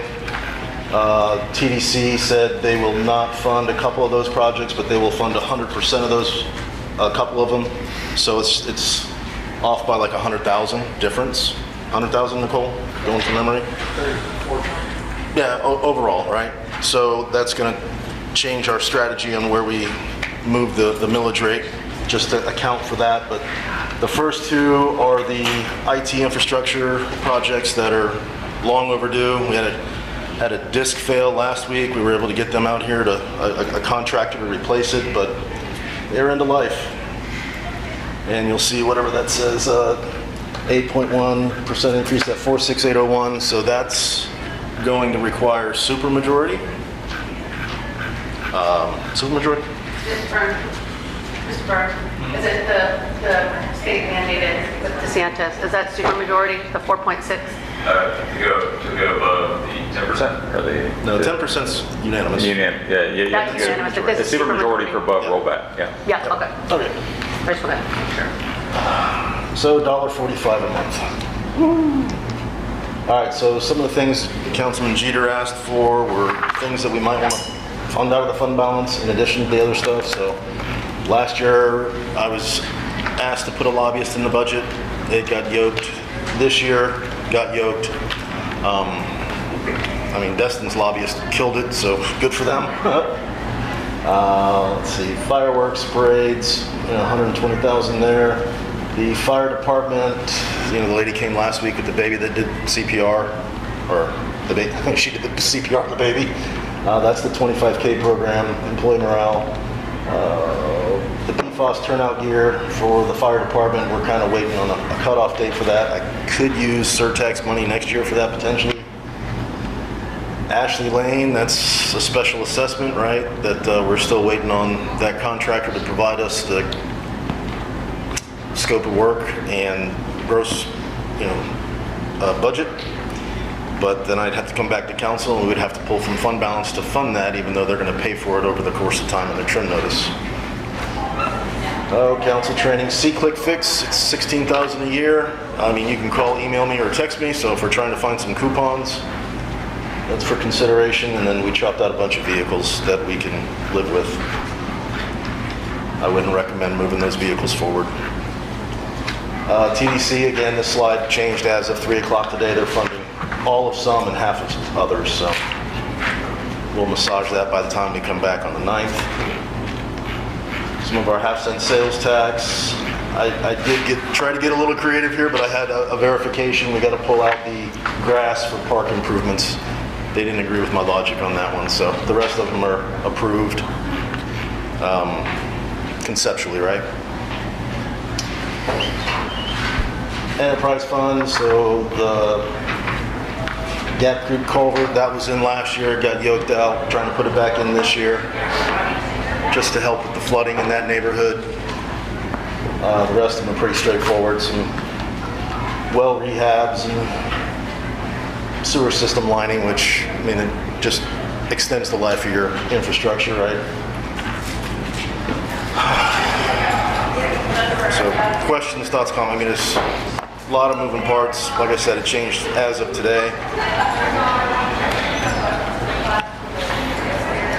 Mr. Mayor, I got a question. Yeah, I'm sorry. Is it possible for either one of you chiefs to just kind of step out the door, or somebody to just say, hey, have a great lively discussion and conversation, but maybe not right by the door. It's just so hard to hear anything in this room. Councilman Schmidt. Yeah, just, like you mentioned, a lot of people are changing their schedules to do this. So much love to our team and you that is steering the ship during this process. So how much, it might have been on that slide and I couldn't see it, but as of today, and like you said, even today, some things may have changed. Yeah. But roughly, in 2027's proposed budget as it sits today, how much would we be pulling from the unrestricted savings account, let's call it? Plus or minus $3 million? Is that the last No, number? unrestricted. Oh, I'm like, what? Sorry. Yeah, that'd be bad. Sorry. Around 3 million, but so the number's still changing a little bit, but right now we're about 3 million.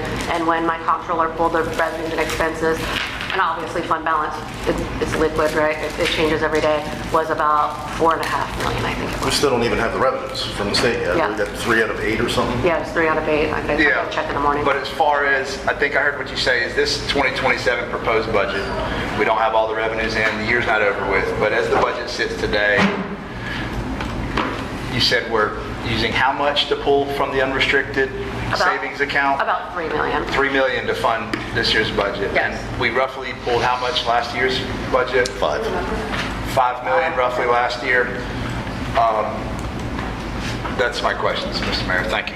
Thank you, sir. Councilman Walker. Sure.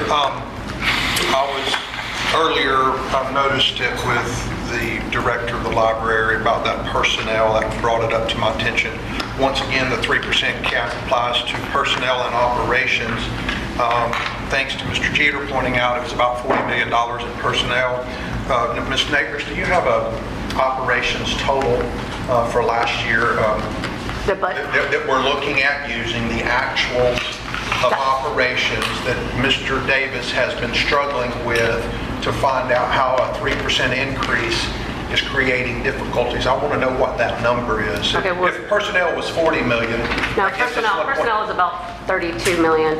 The operational is around 8 million. That makes up the, Operations was About 8 million, so we got, that's the baseline that we're using for the 3%, that total 40 million between those two. So 32 million in personnel, 8 million in operations, and that's 40, if I did my math right there, 40. And last year's budget total actuals were how much? Does that represent the capital? I know, to prepare this budget, I didn't use actuals because we prepared off of the year before's budget because that's what we were directed by council to do. So I'm not going off of actuals. Actuals aren't done yet. Okay. Actuals don't finish until September 30th. So, Mr. Burns, does not using the actuals, even though apparently council has given direction, does that conflict with the charter amendment to use actuals? That's currently before the Attorney General to decide that. Okay. So, Great.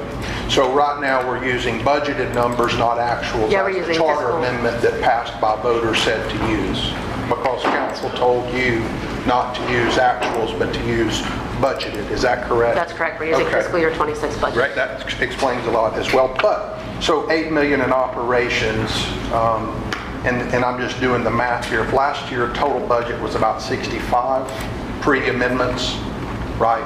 I think we were somewhere around 65 million. In my mind, that leaves we had about 20 some odd million in capital.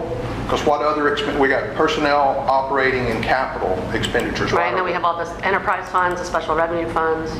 Okay, so that makes up the balance of their $8 million in operation. That's $240,000 increase. That's what Mr. Davis is working with, a $240,000 increase is what he's been trying to figure out how to work. And then we heard from Chief Page, his operations were actually down. So I'm interested in hearing, just Mr. Davis, how many department directors do we have? 9-ish? How many? 9? 9-ish. Are they all here? Oh, let's see. 1, 2, 3, 4, 5. Oh, he's there. Looks like it. Okay, good. I'm just curious with Chief owning up. Yeah, Derek's not. Thank you, sir, for sharing that his operations are down. Just whether you can provide it or the directors need to step up and do it. I got one question with 2 parts. Are you up in operations or down in operations, and are you up in personnel or down in personnel? I'm trying to figure out where the money's going, where are the expenses going that are creating these problems that the library personnel has to get cut. And it's really identifying the priorities that are being set. So I'd like to know if you know those numbers. I can answer that real quick. Okay, great. I'm trying to find a spreadsheet Carol made me a couple weeks ago where it shows the library's way down, right? Because, what, 60% you said? I can't remember. 16% reduction. Okay. That was the 3 people that they gave up, so theirs went down. I moved one from the police department, one to the police department from utility billing, so theirs went down, police went up, because that's the payroll that travels with personnel. Right? So we were talking personnel and operations. So Yep. yeah, as you go here, the big piece of pie. Yeah. We're under the cap.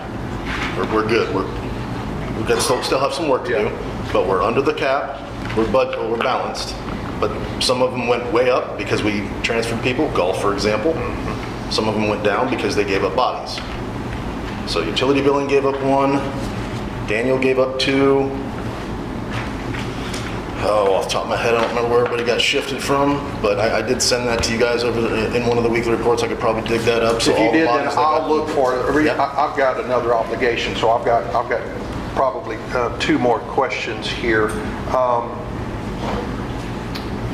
That's 1.2 million in personnel increase and $240,000 in operations. I've looked back through the minutes. I won't bore everyone else with the timeline, but through about 4 meetings and maybe 3 or 4 emails, I've shared with you and the rest of council how I believe the system is to work. You handle operations, as you clearly demonstrated that you did with the library, as you did with the golf course, You control operational costs. You've received input from all of us at least once or twice.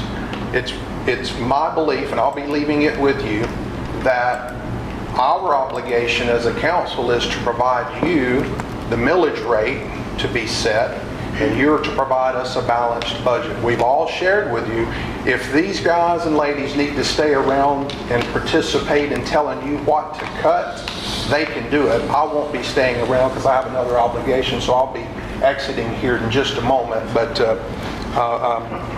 that's all I've got at this time. So, thank you. All right. Thank you, sir. May I comment or react? Yeah, absolutely. Yeah, go right ahead. What is very baffling to me is before you leave from the council. Oh, you got a question for me? Yes, sir. When the 3% cap was introduced to the citizens of the city of Fort Walton Beach, can you answer or can you tell me, was there any type of strategic or comprehensive plan in mind on how do we work this budget out with a 3% cap? Because normally when you make a decision to restrict your budget like that, you got to have a plan in place on how do I move forward to make sure that the services can continue to grow, the services continue to be quality services. So how do you do that? And if you put a 3% cap in there like that, and it sounds to me like you're being a little harsh on Mr. Davis and his staff, because one, I think that had just been planned out, a 3% cap was going to come about, then maybe something could have been planned on how do we move our city forward and tackle the issues of keeping the services that we have there, or enhancing those services, or making a very, very common sense decision on how do we keep our divisions afloat? How do we keep this city going?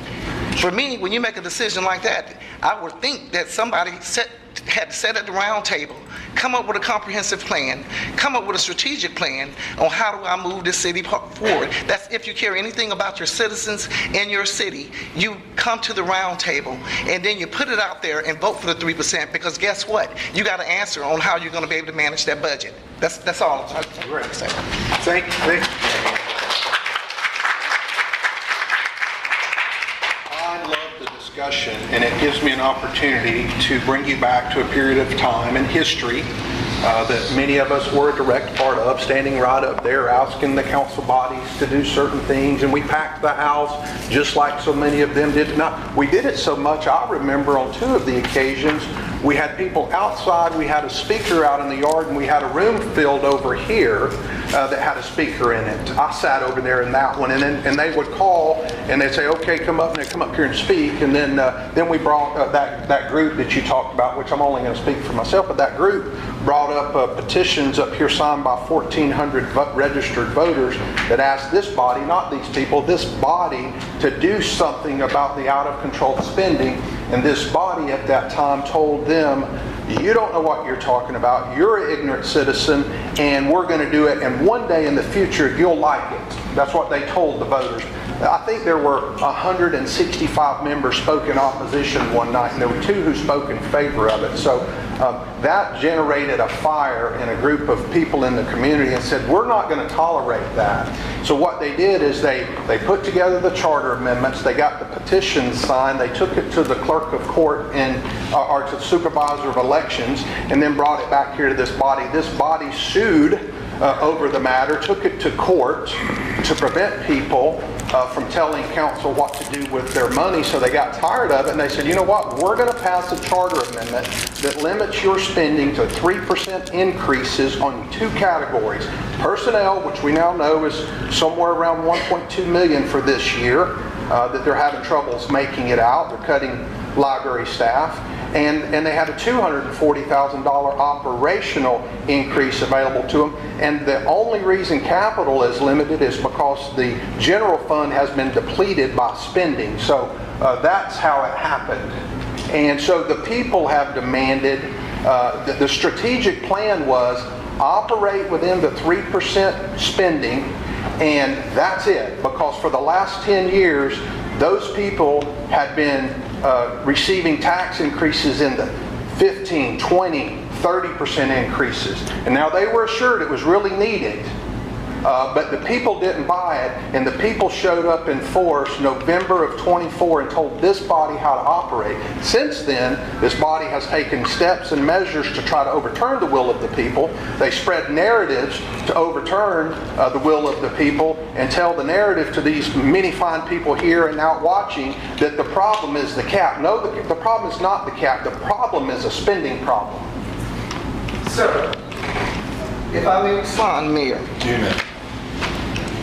When you're dealing with a budget, you just don't, and I don't need to know the process, how it came about. That's not what I was asking. What I was asking is, when you bring something to the table like that, you put a 3% cap, whether it's a 4%, 5% cap, that's not something that you just step out and just do it overnight. Wake up in the morning, I'm going to put a 3% cap on something. You've got to go through, pull historical data. You got to pull future data, current data. You got to sit at the table and strategically put a plan together on how do I move the city forward. How do I move it forward? How do I pay this? How do I pay that? How do I keep the Public Works Department going? How do I keep the administrative part going? How do I keep Recs and Recreation? How do I keep the PD? How do I keep the fire department? You got so many different departments in there. You just don't make a knee-jerk reaction turn it into a reality like that. When you put a 3%, regardless of how it came to the point, my mindset is, show me the strategic plan. Show me a comprehensive plan that was put together to come to the decision that the city needs to be capped at 3%. Because we wouldn't be right here today going through what we're going through right now, and then you're getting frustrated a little bit with our city manager. You're asking things and putting them on the spot, which I think is, just totally inappropriate. So you were one of the masterminds behind the 3%, and I'm simply asking, lay it out. Give us something that we can go on. What got you to the 3%? Why did you choose the 3%? And did you strategically look at how do we move these bills? How do we pay them? That's all I'm asking. And I'm through. Thank you. I'm through. Thank you. I definitely don't want to get into a big thing where we're arguing with each other as council members. I think it's a discussion. In fact, well, it's not. I think it's a good discussion. And everyone's allowed to have a statement and all of that, but right now what we're trying to do is work out a budget. City manager's presented a budget. Let's ask questions about it. Let's make statements to the city manager. Let's find out how we're crafting this, and then let's allow the public to speak. Let's not get into these types of discussions. Thank you, Mr. Mayor. And before I leave, I'd like to make a comment to Mr. Davis. I appreciate his straightforwardness always. He's a tough guy. He knows where I'm coming from. We have these exchanges. And tying in Ms. Riley's statement here, I have one strategic plan to follow. One, it's really simple. Operate under the mandate the voters placed on us, 3%. We're going to pass a millage rate as a body. I'll probably be in the minority on it. You're going to be sent back to your office with a millage rate determination, and you're going to come back with a balanced budget. Again, if these people want to sit up here with you and tell you things to cut, they can have at it. I can't. I have to leave. So, thank you, Ms. Riley. I did appreciate that. Thank you too, Councilman Walker. Allow him. All right, Councilman Schmidt, questions, concerns, and thoughts on the budget? Yes, questions on the budget, more on the revenue side. I know it was brought up throughout the year, but last night we talked a little bit about parking at Liza Jackson, as well as the Liza Jackson boat launch parking as well. And we've discussed some things about some boat launch parking revenue streams, as well as there was a concept, I want to say we signed an agreement back in 2024 with the vendor to start charging for parking here. But has there been any, from a revenue side, concepts entertained during this budget process to try to move forward with that? I mean, we've discussed it, and the consensus was we're going to follow the county's suit. I talked to Jeff Peters again today about the ferry boat concept that popped up yesterday. And he's interested in that and tying it into the pay for parking approach that the county's working on. So awesome. It's in progress, but I can't give you an answer to your question yet. Love it. And while you're having those staff level discussions, I'd like to entertain a motion to try to give you clarity or whatever whenever y'all are continuing having these conversations with the county about their Cinco Bayou project, and we have our Liza Jackson project going on, but can I entertain a motion, Mr. Mayor? You may. All right, Mr. Mayor, so moved, but before the end of calendar year 2026, bring back a recommended vendor to charge only out-of-county parking and boat launch parking at Liza Jackson Park, as well as at City Hall, that uses the license plate reader and no staff. Any revenue created from this, half of it goes back into the City Hall fund to either redevelop or build City Hall. And the other half of the revenue goes back into that cemetery fund that was used to purchase. That's my motion, Mr. Mayor. Just real quick. Yes, sir. The cemetery fund is going to be a loan. Okay. Like that's actually structured, so that would complicate that. So it needs to go back to the general fund. Because it's already going to be when it's gets. So amend the motion just to go back to any revenue created from this parking, go back to the general. Before we get down that road, all of these that I've ever done, the parking revenue had to go back into that lot as a restricted to maintain the lot where it came from. So I don't know if that's a state law or if that's just... No, you don't have to because if you had a parking, if you all started charging around the entire city, then it would just be a fund that collects the money, so you can direct the money to different spots. Now, there is an aspect of this. Isn't that one lot in the CRA district that one? Liza Jackson. All of them are. All of them are. Okay, well, that makes it easy then. Never mind. That's my motion. Okay. Second. Motion made by Councilman Schmidt, is clearly explained, is seconded by Councilman Jeter. Additional comments, Councilman? No, sir, Mr. Mayor. Anyone additional comments on this motion? Yeah, this is just a good data. The county's doing it. We need to do it. Bring us back the data and see if we can create user fees and create revenue. Let's see the data. Councilman Merrill. Just a quick question, because we talked about this yesterday. You included City Hall in there. I know we talked about behind that reverter clause. Should we add City Hall in that at the moment? Like Jeff said, anywhere we want that's within the CRA is applicable, right? Correct. Yeah. Doesn't matter. Including City Hall that still currently has a reverter clause? Well, once we own it. So that would, so after. This motion includes just bringing back a recommended vendor before the end of the calendar year. We'll see that proposal and then... I just wanted clarity on that because I don't want to step in it. I would like to interject one thing. Yes. I would recommend holding off on doing that until the reverter clause has actually been purchased and that lawsuit has been dismissed. And I would expect these kind of things to be ironed out. Yeah, no, when y'all bring us back, So it doesn't matter where we put it, right? So if we come back with the vendor at Liza Jackson, we could add the others as we so fit when the time comes, right? Yeah, you do that. I still think it's more appropriate to follow the county, and that way we can just piggyback right off their contract. We might get an economy of scale there, but I'll look into it. Yeah, look into it and those conversations. But I think what I'm sensitive to, as well as I believe what Mr. Merrill brought up as well, and I think what you just brought up, Mr. Burns, is y'all ironing out those logistics of obviously we're coordinating with the closing of this property, which is the lawsuit and litigation that started this whole thing, but obviously in timing with conjunction with that. Yeah, that's it. Councilman Browning, then Jeter. Just to clarify, you did say at the end of the calendar year, right? Yes, in the calendar year, December 2026, bring us back that recommended vendor. Councilman Jeter. It already got answered. We're county's at the same time. We're partnering with the county. I like it. Sounds good. Anyone from the public wish to speak on this exact proposed motion? Yes, ma'am.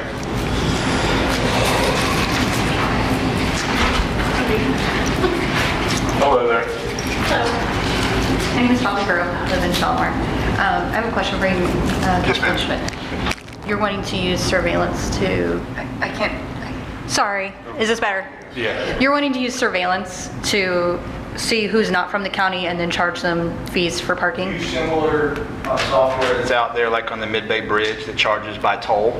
Okay. Where there's no overhead that's collecting tolls, so that when people that are outside of the county go and launch their boat and impact our infrastructure, that we're getting funding from people outside of the county that don't pay ad valorem taxes inside the county that are impacting the infrastructure for the people that do pay the ad valorem. So yes, ma'am. Okay. I love the idea of adding to the funds in that way. I would just question if everybody would also support when we're collecting data, such as license plate numbers or anybody's personal data or anybody's public data, that we also make that available publicly, what was collected. So as a city, if you could also include in your motion that any information that is collected would also be made available to those individuals or to the public at large, so that they would know what information was collected about them. And I think going forward, it's just important on all points with data concerned that anybody whose data is collected is allowed to know that their data was collected and when and where and how it was used. Sure, absolutely. That's great suggestions. That's all. Thank you, ma'am. Mr. Burns, could you kind of speak to that for just a second? I know that in this situation, we'd be using a third-party vendor. I think that's something, once the national vendor responds, then that would be the appropriate time to be concerned about the data, because I don't think on the front end that's going to be anything that, I think all the vendors are going to say yeah, sure, you're in charge of the data. And there are limits, first off, to what you can request from the vendor. Like, for example, you can't get license information because that's protected from being at all times. Even if they do collect it, they won't want to give it back out because it's exempt. But I think the other information, that's just something that would be in the contract that we negotiate with the vendor at that point in time. Yeah, the last I saw on those, you get your quantity, and then it doesn't delineate where you live, right? So it might say outside of the county, 27. But it doesn't have the license plate, it doesn't have anything more than... And I think her point was just to say, what did they take from, what information did they collect? Not, I want all that information myself. So, all right. Anyone else from the public wish to speak on this? Mr. Black. Yes, sir. Skylar Black, 128 Fulmar. Mr. Schmidt, where did you propose the revenue generated would go with this motion? Originally back to the City Hall General Fund as well as the Cemetery Fund, but we heard back from our city attorney during that, and he recommended we just push it back to the General Fund, which funds the City Hall redevelopment. Perfect. Thanks. Thank you, sir. Anyone else from the public wish to speak on this item? Seeing none, council, please vote.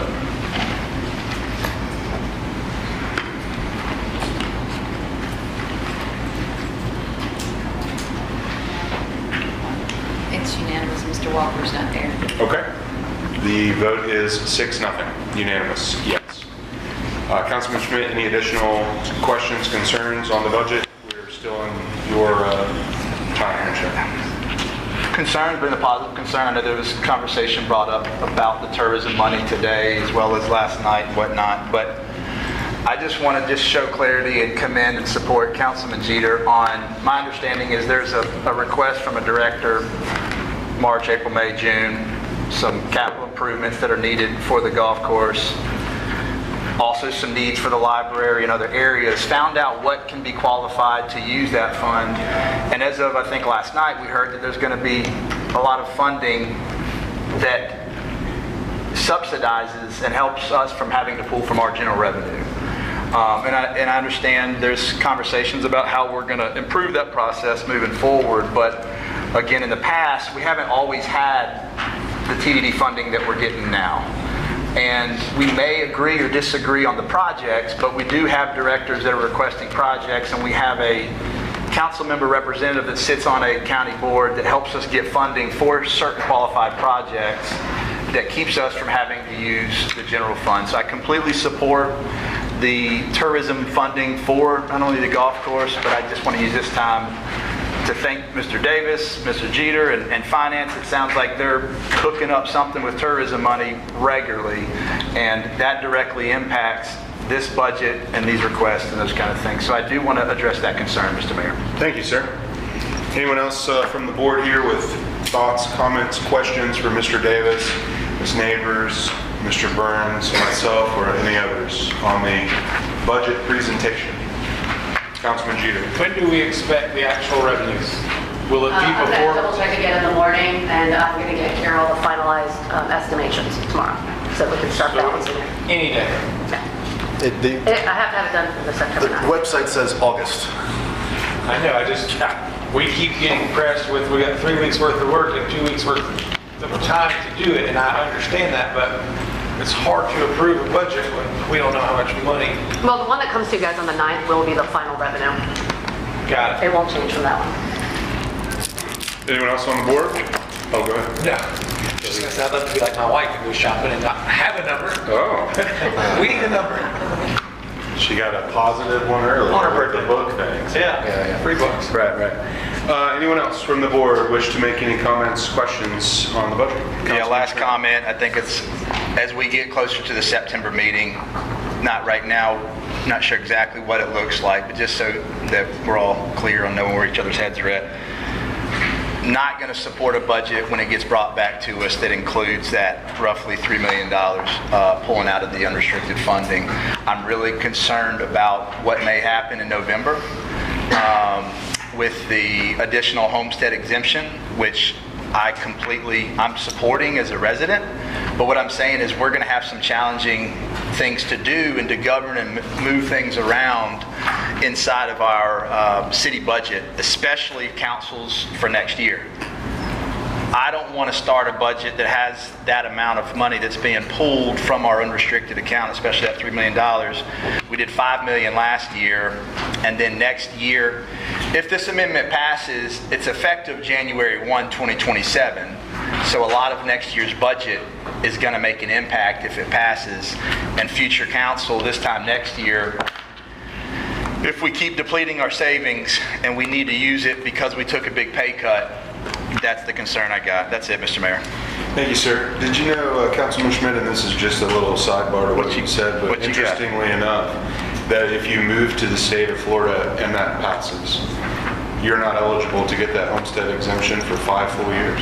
Interesting. Isn't that a strange little part of that situation? I didn't know that until very recently. I didn't know that either. Yeah, very interesting. Yeah, I think that's probably going to get some severe challenges in the court, I would think. But anyway, we'll see. That moves us on to, we've had the presentation of the thing. I want to hear from the public here. So anyone from the public that wishes to speak on anything that was presented here tonight regarding our comprehensive 2026-27 fiscal year budget, just come on up to the front, state your name and address, and we'll let you speak. And I did say name and address, not name and address. James Patterson, I live at 37 Pryor Road. When I got my proposed budget, I was really kind of shocked because I was under the assumption that Mr. Walker had said it was a 3% cap. If you took last year's and the proposed budget, it was like 32.5% increase. A lot of us are on fixed incomes, and with increases like that, it would be hard for retired people to live in the city of Fort Walton Beach. Well, Mr. Walker was going on about the police budget. I lived in Destin when they originally incorporated, and they had a problem.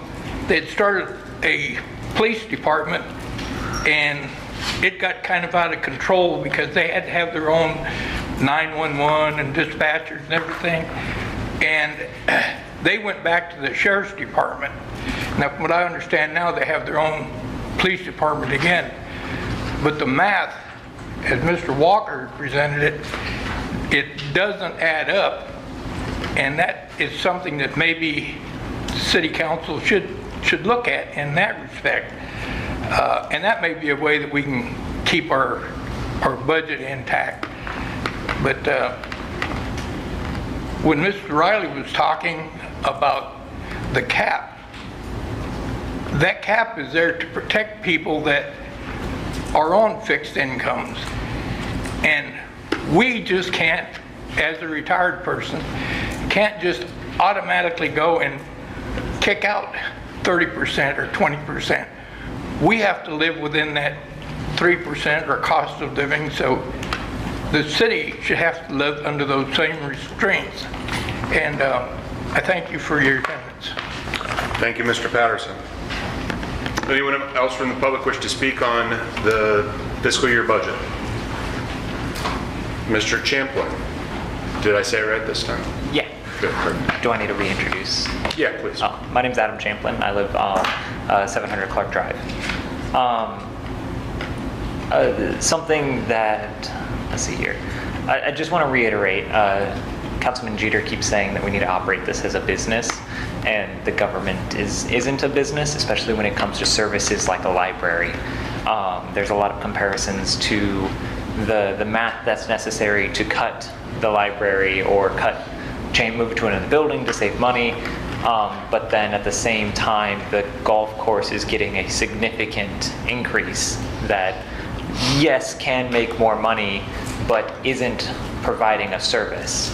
So I think if there's ways to reallocate the funds in the budget to make it so that the library doesn't need the cuts or need to be restructured at all, and take some of the funds from the golf course to do that, and then make it so the golf course maybe has a 2-year or 3-year timeline for doing some of those upgrades, instead of trying to do everything at once, not trying to replace all the equipment at once, not trying to replace all the golf carts at once, maybe trying to stretch out that timeline so it opens up new funds for the more core services of our city, like the library.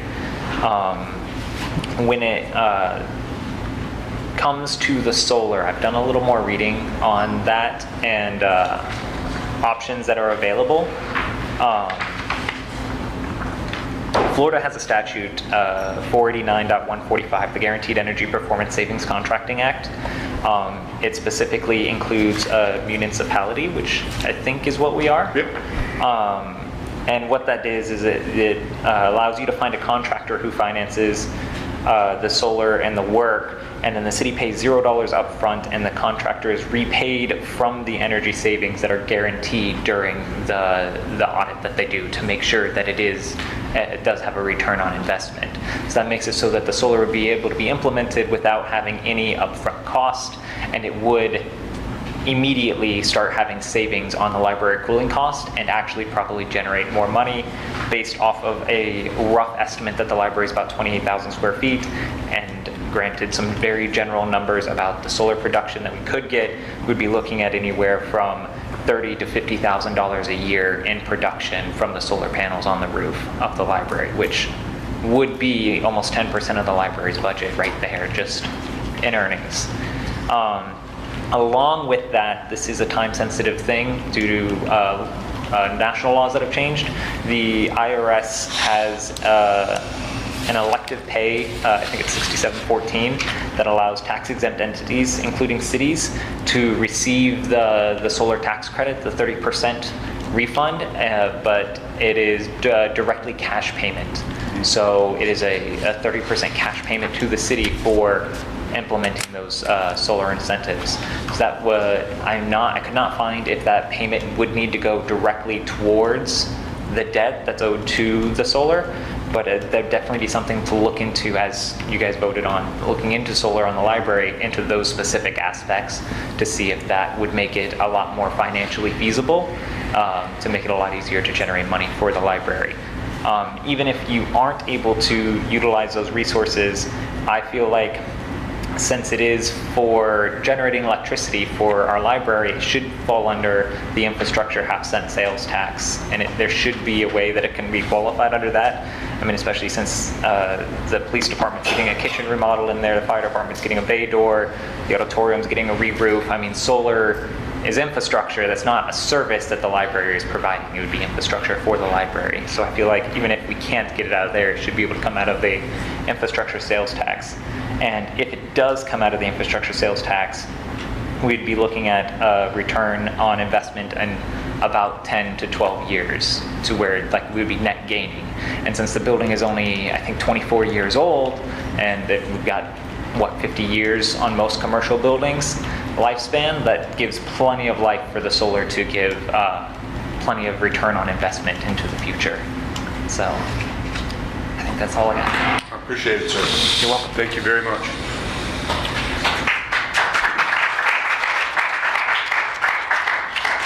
Anyone else from the public wish to speak? Hi, Misty Pounders, 21 Comet Street. I just had a question. First, a comment. I wanted to reiterate, too, about running the library, or running a lot of the services that a government does as a business. It's actually a government is solving more complex problems that businesses don't solve. You can't bankrupt and, start over with the government. But I feel like, and I don't know if the rest of folks feel like this, but there's these political jabs that are going on about specifically the library, instead of focusing on, like, can you tell me, and I'm sorry, I've been out of town, what is the cost per taxpayer per year for library use? Does anyone have that number? Not honestly. It's around $23 a person. So $23 a year? Per person. Per person, right? And this is a service that's equitable to anybody in a socioeconomic class, and I hear a lot of folks on here are talking about how they benefited, and they feel like you're turning around and you're pulling that ladder up. You know, and that there's so many people that benefit from the library beyond a business-making adventure. And so I just think when we're talking about these things and presenting them, people aren't seeing the real amounts of what it's actually costing. $23 a year?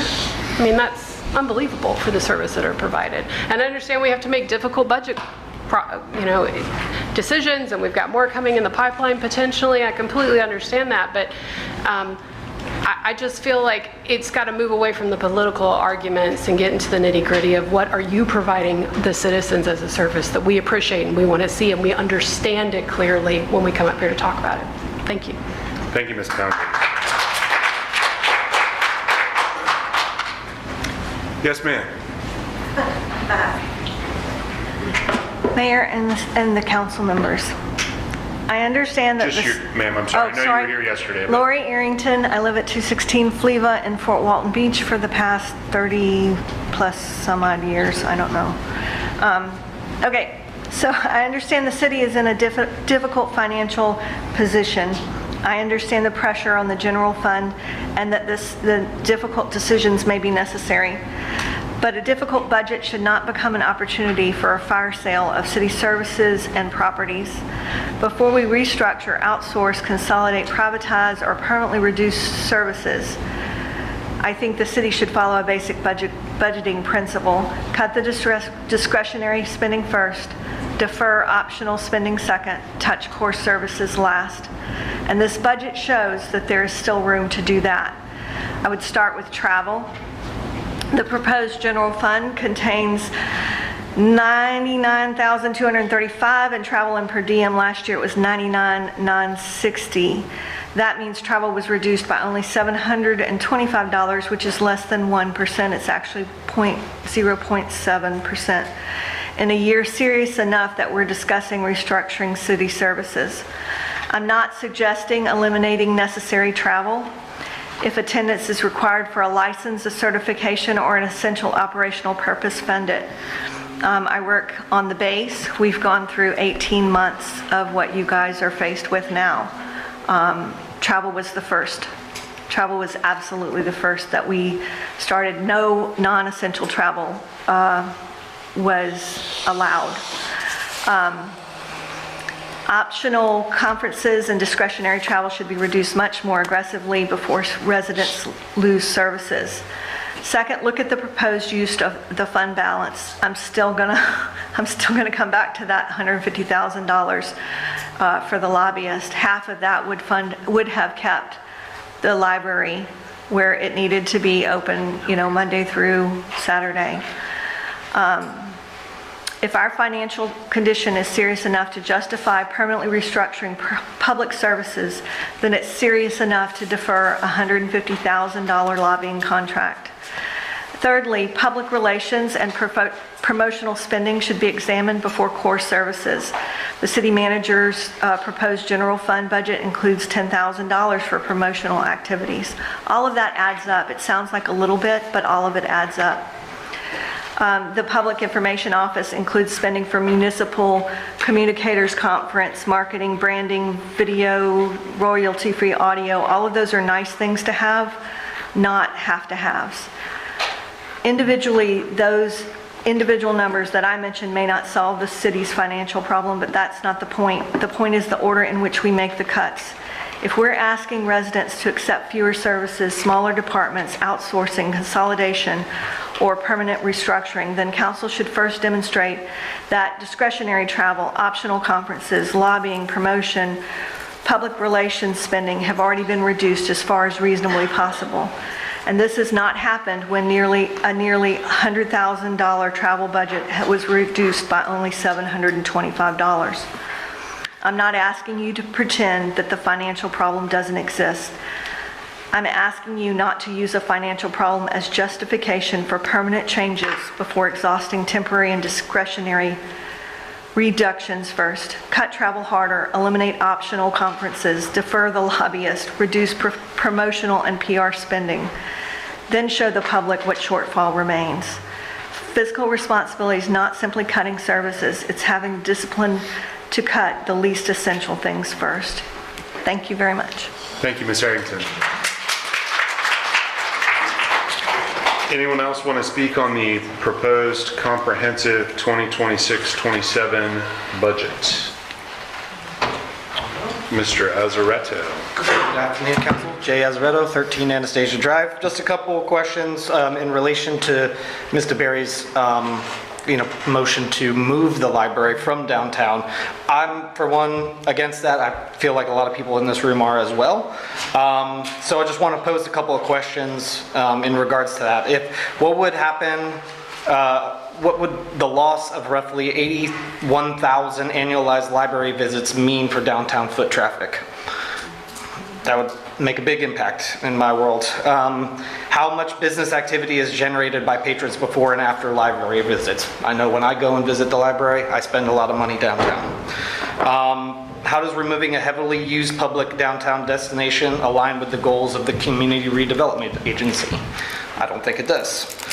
So these are just questions that we need to answer when we have that discussion, and I just wanted to bring that to your attention. I think the discussion of solar panels to help offset some of the power at the library is an excellent idea, and I wish that you guys would explore that a little bit more, but just keep our library downtown, please. Thank you, Mr. Alvaretto.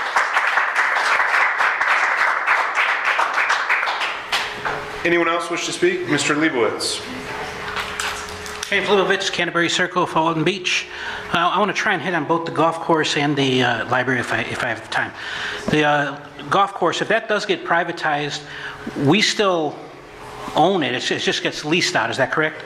The Air Force Base owns, Eglin Air Force Base owns the land. They've allowed the city to use it as long as it's a park. But we would lease it, and then whenever the lease is up, however long it's for, we would get the golf course back. Is that correct? That kind of remains in legal jeopardy as far as we've ever asked. Okay. You know how you work in the DoD sector, correct? I mean, you know how it can be totally fine until you go and ask them, hey, remember that thing you did 100 years ago when you let us use that piece of land? Is it cool if we, lease it out to somebody else? Well, if we, okay. So, you know what I mean? Like, right now it's fine. And it could be fine, but you just never know until you ask that question, so. With regards to the library, I'm finding parallels to what happened last night and all the people that were outside this. It was not only packed here, it was packed in the concourse earlier. I'm finding parallels to what's going on right now and some previous meetings that we had. One of them he ironically referenced, and that was the meeting when he was trying to talk to you about the people outside. That was October of 2019. The second passage of the fire assessment fee, which set all the petitions in motion, which got this. And on that night, all the people came to this podium and they said, we don't want it, we don't want it, we don't want it. And Councilman Nick Allegretto, sitting right over there, said, this is great for the city, but I represent the citizen, not the city. And I'm paraphrasing, right. But with all these people that come into this podium saying they don't want, I have to change my vote. I can't vote for it. 2 months later came the Lake Drive project, the development. And the people that live on Lake Drive in December 2019 came to this podium and they said, we don't want it, we don't want it, we don't want it. And Dave Schmidt said, there's no doubt this is great for the city. But I represent the citizens, not the city, and they're telling me they don't want it. It's in the best interest of the citizens not to do it, regardless of the city. And so it all reverts back to, in fact, in March of 21, I came to this podium calling out the four people that voted and gave us the fire assessment fee. And in my comments there, I went back to the very basics that I'm going to right now that I've said 100 times. You can have the city without the citizen, but not the citizen. You can have a citizen without a city, but you cannot have a city without citizens. Those are not my words. I just love those words, but they're not mine. But then you take that and you roll it into when there's a conflict of interest between what is best for the city and what is best for the citizen has to win every time. And that's what I'm seeing with this library. And so you realized that in October 2019. You realized that in December of 2019. I've been saying it. I'm realizing it right now. I would have been fine. If the library went away, it would have took me 3 years to notice. The only time I go there is when he gives away free coffee. So if the library went 3 years from now, I'd be shopping in Aldi. I'd come to the coffee aisle and I'd say, "Didn't this used to be the library?" I mean, that's how I'd notice. But so I'm not saying this for me, but I'm saying this because I'm seeing the citizens speak. Now, with regards to the citizens, we're not going to get everything we want. They might have to move it from downtown. You keep talking about the math problem, and the math problem might lead it out of town. But the citizens, it's in the best interest of the city to get rid of that library. It's in the best interest of the citizens to keep it. The citizens have to win. If it's not downtown, it's not downtown. And by the way, we have one thing that no other city in Florida has. We have Jason Davis as our city manager, and with or without a library, he's going to get us below 3%. That's all I got. Thank you, sir.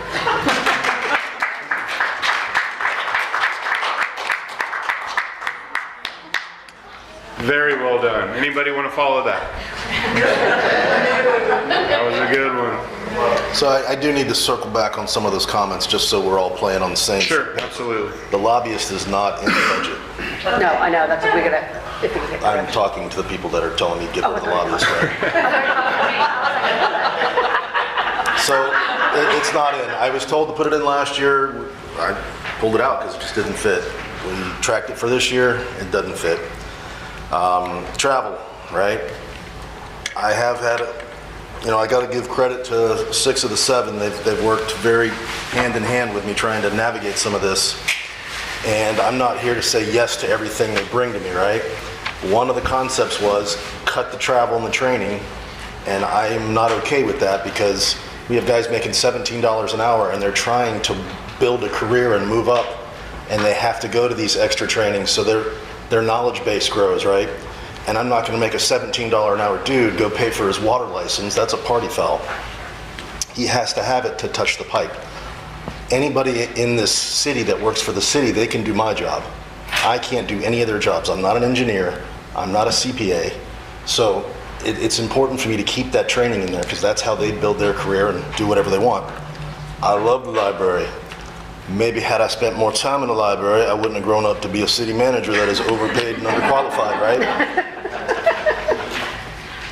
I don't want to cut any positions or hours, but if we add those back to the library, somebody else is going to lose somewhere.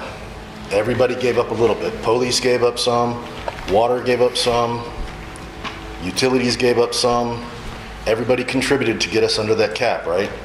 So again, I don't want to, but that's where we're at. And it's just not, I'm not cutting the libraries. That was presented to me as an option to help us, and with everybody contributing, that got us under. Allowed Carol to do what Carol things and balanced it. We still got some work to do, but the slide in there that shows all the fund balance stuff, those are not in the budget. That's for council to consider. Hey, they do have the authority to tell me to cut the training budget. I want to get a lobbyist, and I don't care if these people get trained or not.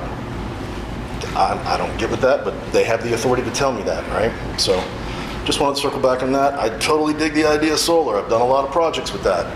It opens us up for some other things that I need to navigate, and I'll bring it back. But our insurance on the property could be adjusted, because we've damaged the wind or the roof layers. So there's a lot going on with that. I dig the idea. But I mean, just to think it's an automatic 30 grand a year, it's not that easy. So we'll do the homework. But I just want to make sure we're all talking about the same thing. So that's all I got for that. Thank you, sir. All right, anyone else from the public that wishes to speak on the proposed fiscal year 26-27 comprehensive budget? Again, unless we're going to have some other discussions here as a council, but unless there's another motion made, there's not going to be another opportunity for the public to speak tonight. So do want to make sure that everybody gets an opportunity to speak at least one time. Yes, ma'am. My name's Angel Barron, and I live at 46 Ferry Road, very close to here. So I had a whole thing prepared, and then y'all threw us for a loop here with removing it from the agenda, but I still just want to go with my gut and say some of what I had planned. So there are lots of public institutions like police, fire, schools, health departments, and libraries and parks. None of those things are designed to make money for the city. They provide structure, stability, security, and services for everyone, not just those who can afford it. And I'm just kind of piggybacking off of the concern that a lot of residents have with the treat the city like a business talk, because the city it's not. Yes, the financial perspective that you have as business owners I think is important and can be valuable, but saying treat it like a business, we associate business with a profit-driven perspective. And if your perspective is profit-driven, then that's concerning to the residents who are worried about their services being cut. And I hear a lot of people saying, I don't want to cut the library, I don't want to do it.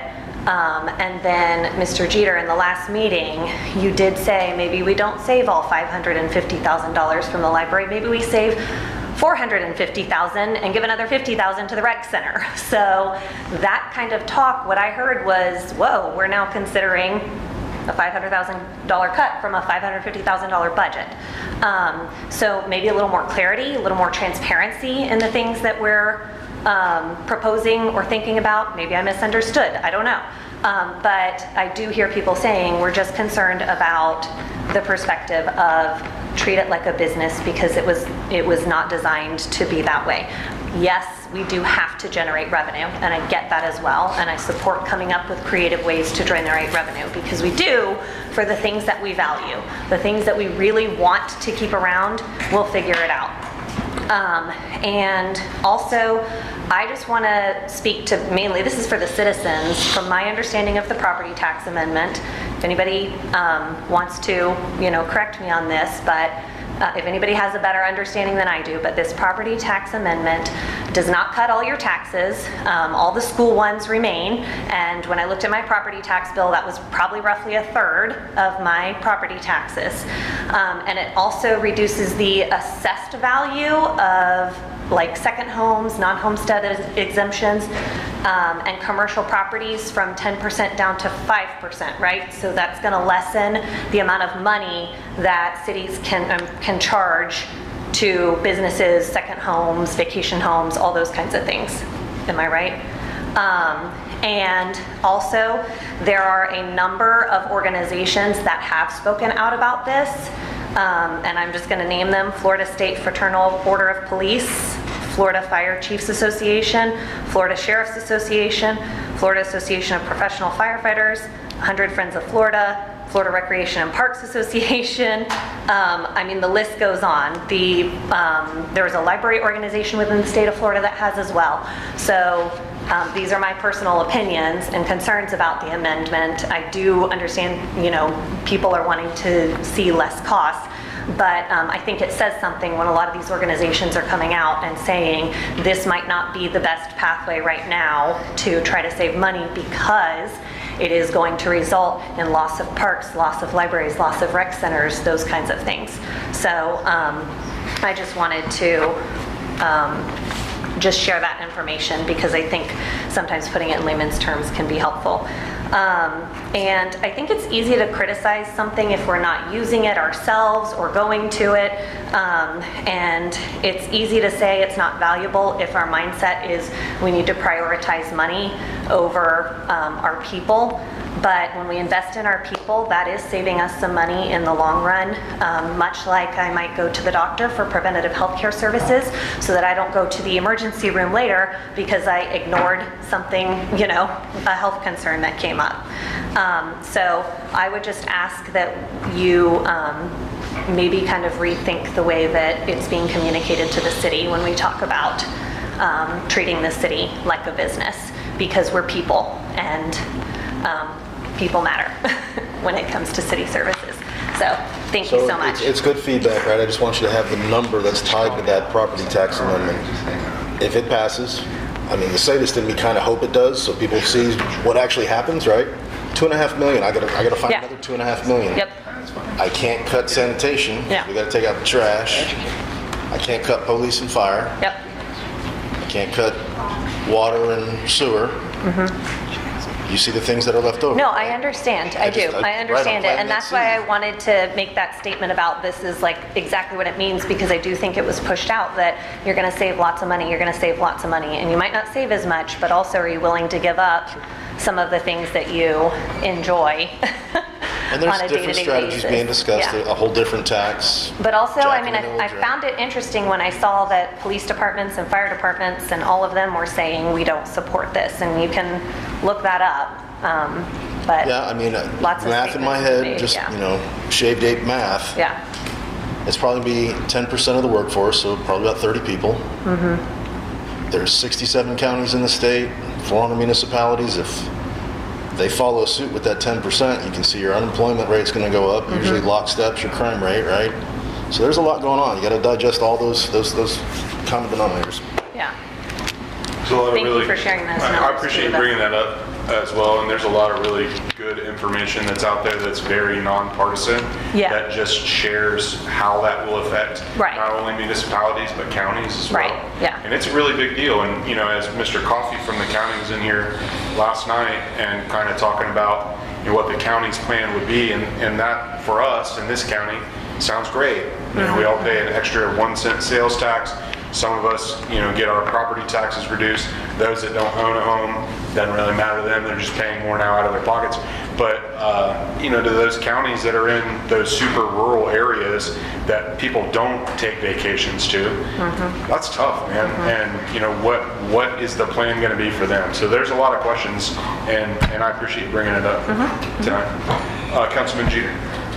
Oh, you can say, I don't mean to. Well, I was going to say, since you spoke to me directly, I just wanted to say thank you for coming to speak. This type of civic engagement with the red light on is no different than us having civic engagement in Ferry Park.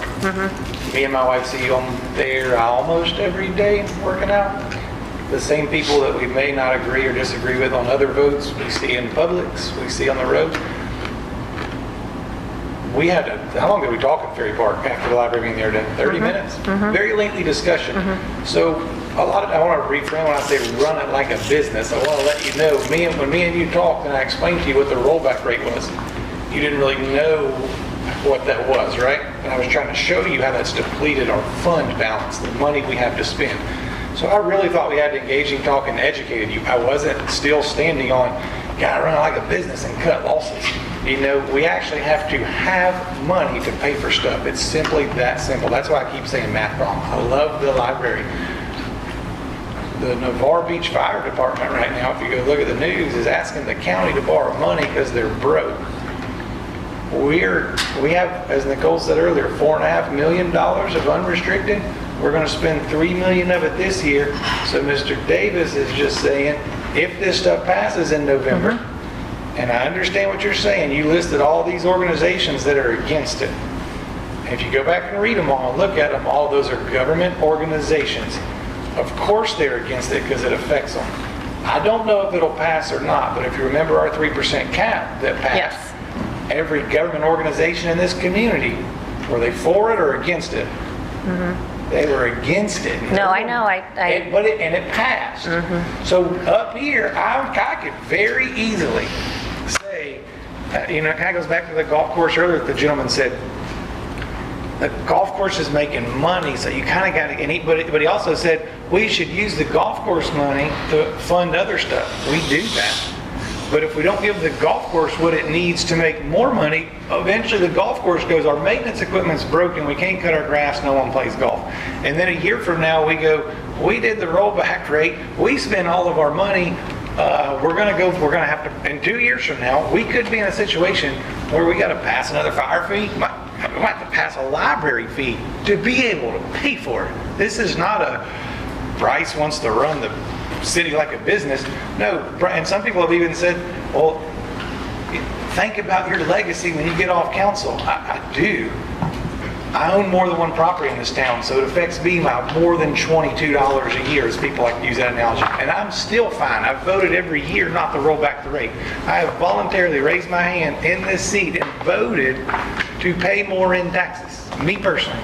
Didn't pass, but that doesn't mean that I didn't vote for it. So what I mean by that is you get to a situation where if you just don't have the money, I'd love to punt and kick it. I mean, I'll make a motion right now to put all 4 of these things in fund balance considerations from a lobbyist. Maybe the lobbyist can get us library money, concerts and fireworks, put it all in there.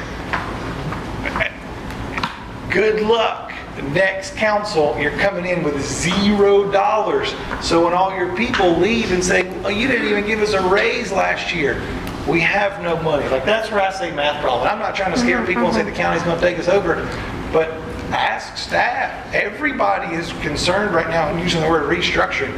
It's almost like we can, I guess we could just keep swiping our credit cards.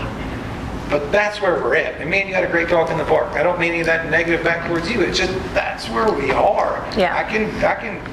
I mean, you guys see the budget. Tell us what to cut. We've tried to sell Goldview Motel to cut stuff. We've tried to eliminate dispatch. Well, I'll cut travel, but then we don't have trained people. I'll cut whatever y'all tell me to cut. I mean, I'll donate my entire salary that I make up here. I don't get paid. I mean that sincerely to all y'all. Like, y'all. Yeah, but you keep using it as like I'm a victim. I don't get paid. You ran. At that time we got paid, and while I was up here, the voter said, you should do that for free. And I was like, whoa, that's why I'm not running again. I don't blame you. Because me being up here is a math problem. My time don't equal my pay. Yeah. And this city's going to have a math problem. Our revenue and our account balances don't equal our expenses.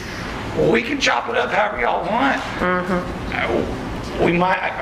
Sometimes when my kids want steak, they get a hamburger helper. That's where we're headed. I'll eat steak every night if you tell me how to buy it. And I mean that sincerely. We had a great talk. This is an education campaign for everybody. Yes, y'all have you have been put in a very difficult position with the cap and now this amendment coming up.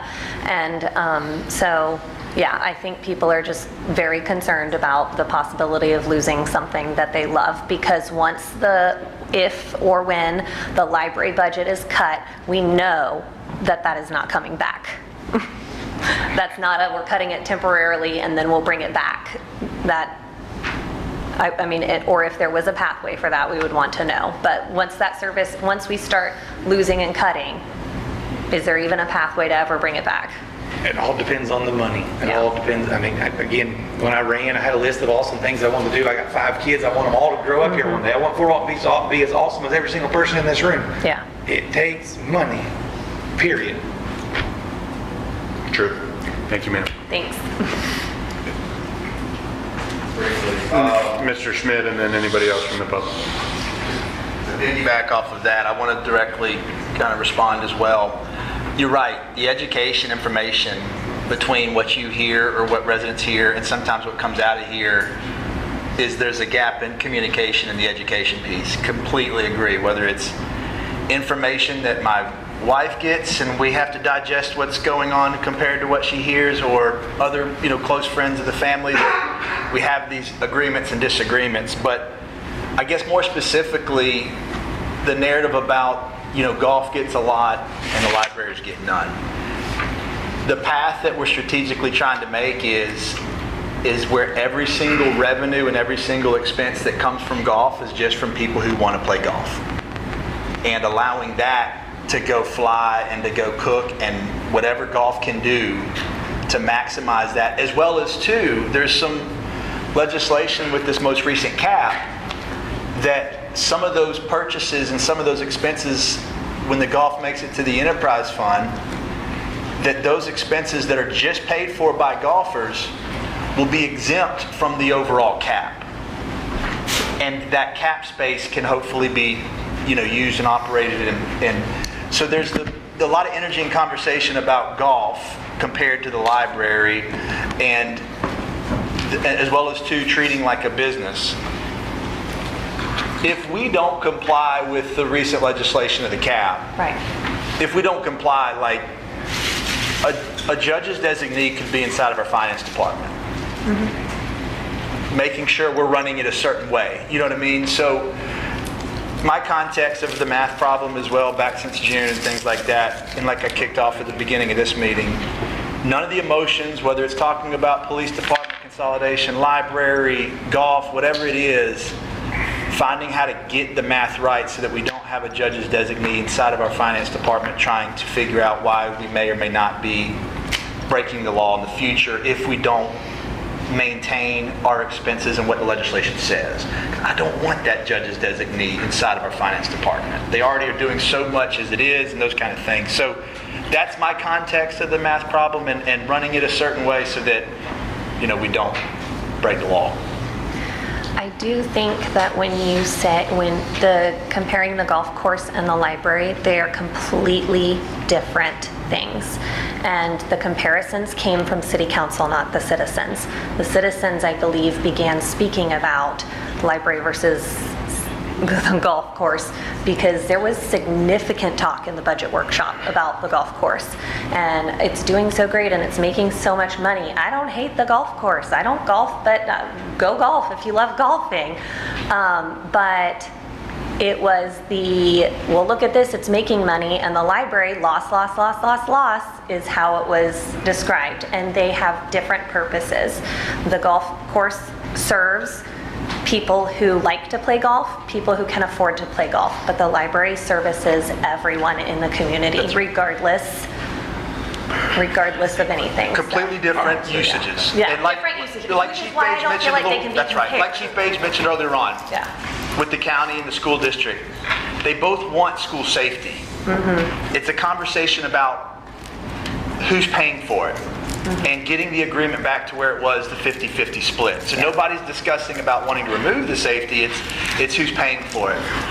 Completely different purposes between the golf and the library. Mm-hmm. As we address this math problem and the legislation that we don't want to break the law, we're having to continue to gauge the operating loss that the library's having and other things as well to make sure we're just staying within that math of not breaking the law.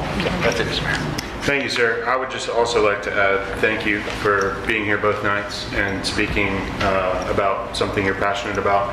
And just as a general thing that I've wanted to say since we've had this discussion, and I don't typically get to say a lot of opinions, we lose a lot of money at Ferry Park, man. And I think we should, really look at that.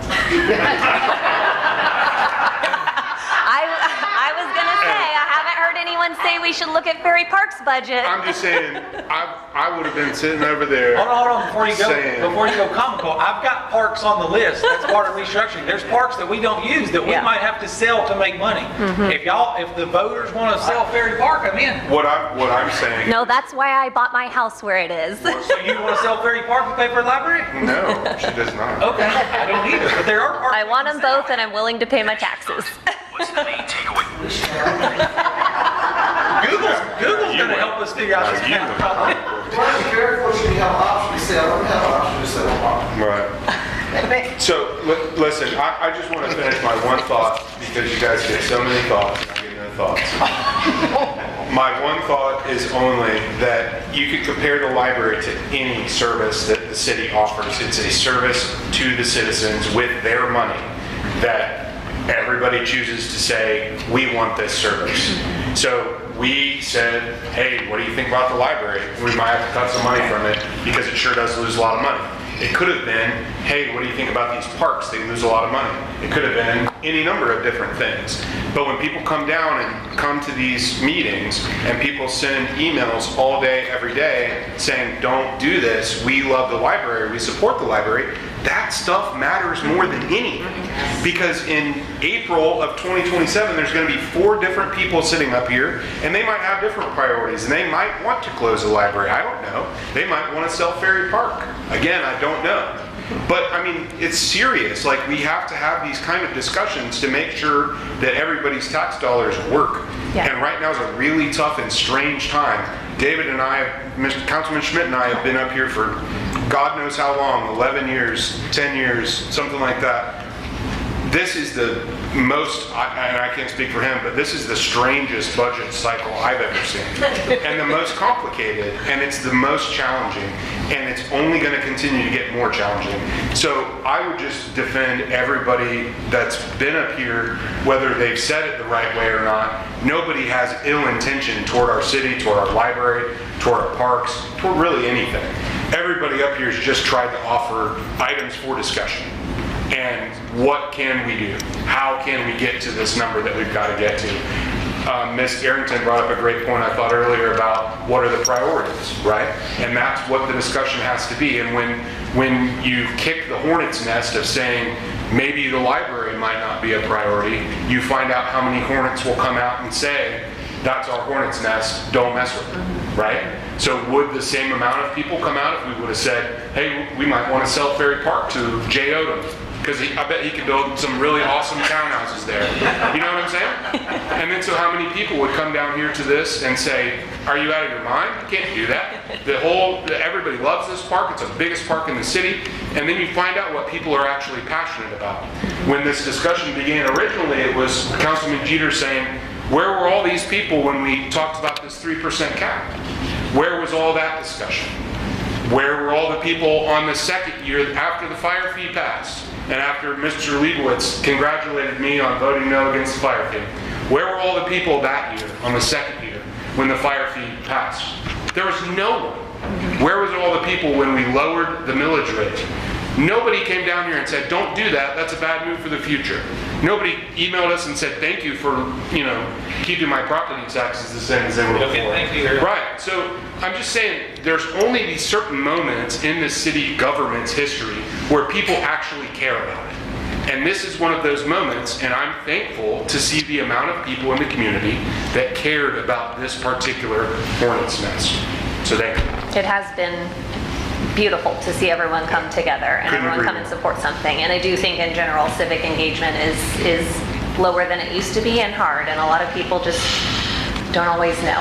Yeah, and I don't know that it's even lower than it used to be. I don't know what it is. Yeah. I only know my own experience, as I'm sure a lot of people also do. But I never came to a city council meeting before deciding to run for city council for no reason. And y'all have done a phenomenal job with Ferry Park. I've watched it for 11, 12 years, and I saw what it was when I moved by it and went through that tornado near it, and see where it has come now. With the old baseball field. And I saw it when the dugouts got destroyed with that tornado, and it is a beautiful park. I believe it's one of the best city parks anywhere. Yeah, I do too. And our library is one of the best libraries there is. Thank you very much.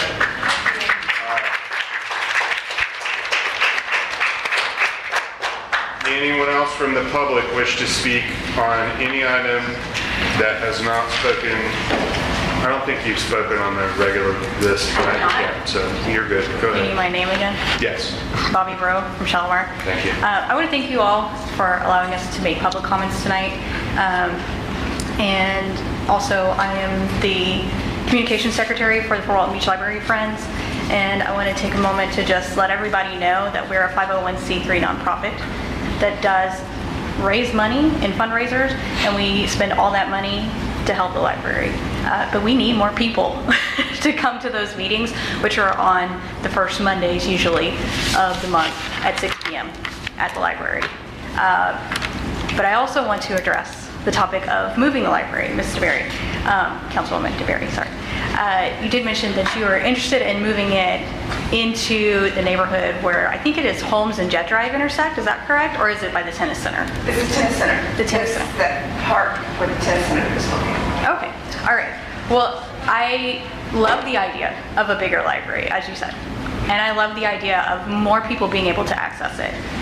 Those are things that I think we're all on board with, making it bigger, making it more accessible, but I don't love the idea of moving it from downtown. And my reason is the same, I think, as anybody else here. It's a great location. It's an icon for Fort Walton Beach, the Fort Walton Beach Library.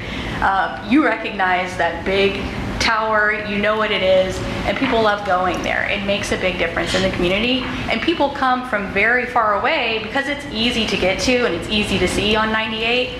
They know where they're going and they're not afraid to go there. I also love the idea of solar. So I would love to see more support on that.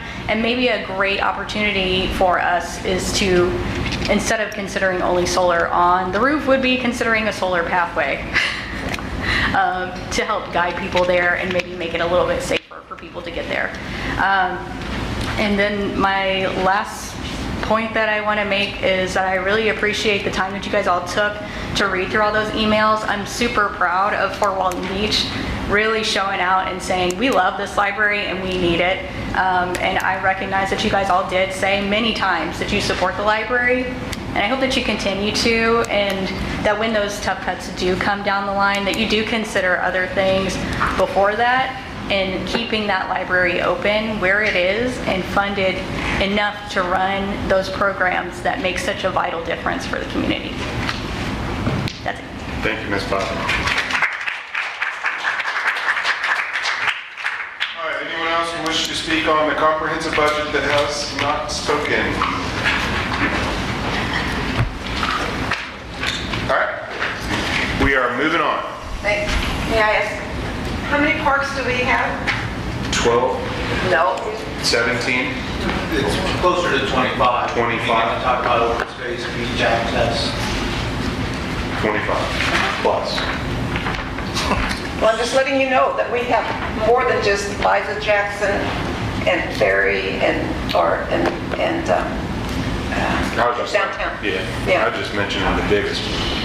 The land. Oh, the landing. All right, we're moving on to item 5.4, outsourcing sports providers. Mr. Davis. Yes, we talked about this in one of the previous workshops, and council wanted to keep it in the budget. I was under the assumption that I would not be able to find a third-party provider that would not charge exorbitant amounts. PSO has stepped up and said they will do it for the exact same, no charge, use the same vendors we use. And I did take some liberties with this one, thinking it would help.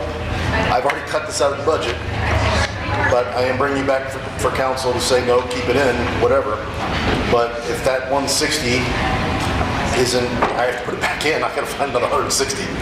So the fact that we have a local sports provider that's offering to do it for zero profit, I think that solves everybody's issue, and it helps with our spending cap, right? That's what we've done with the senior programs. That seems to be going fine. And that is what we are going to do with the daycare, aftercare, childcare. So Dana doesn't punch me in the mouth again for calling it daycare and childcare, right? So I just want to bring that forward, and they are here to speak, but I thought it was super cool that somebody would step up. I did tell them,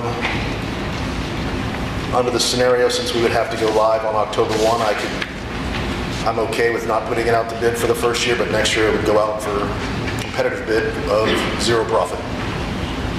So the claims that I'm hearing, oh dear God, you're doing something that benefits Danny and Wendy Riggs, they already have the contract.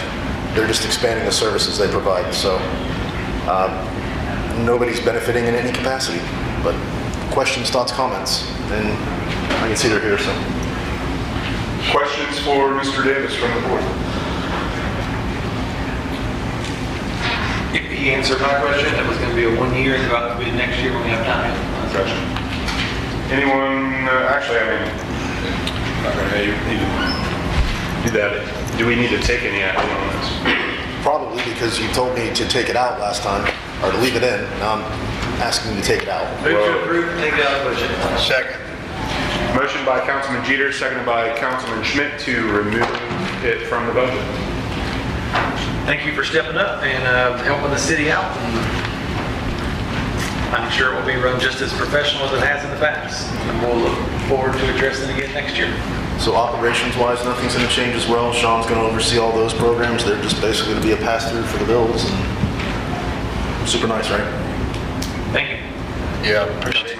Yeah, Danny and Sean working together on this. I mean, very seamless transition for the end user, which is the kid, which also buys some time for Sean and Danny and Jason and company to collaborate as we prepare each year and each budget process of what the future of rec sports, as well as in this case specifically, is this like baseball or all outsourcing? All of the sports providers. All the sports providers. So we're talking youth soccer, everything?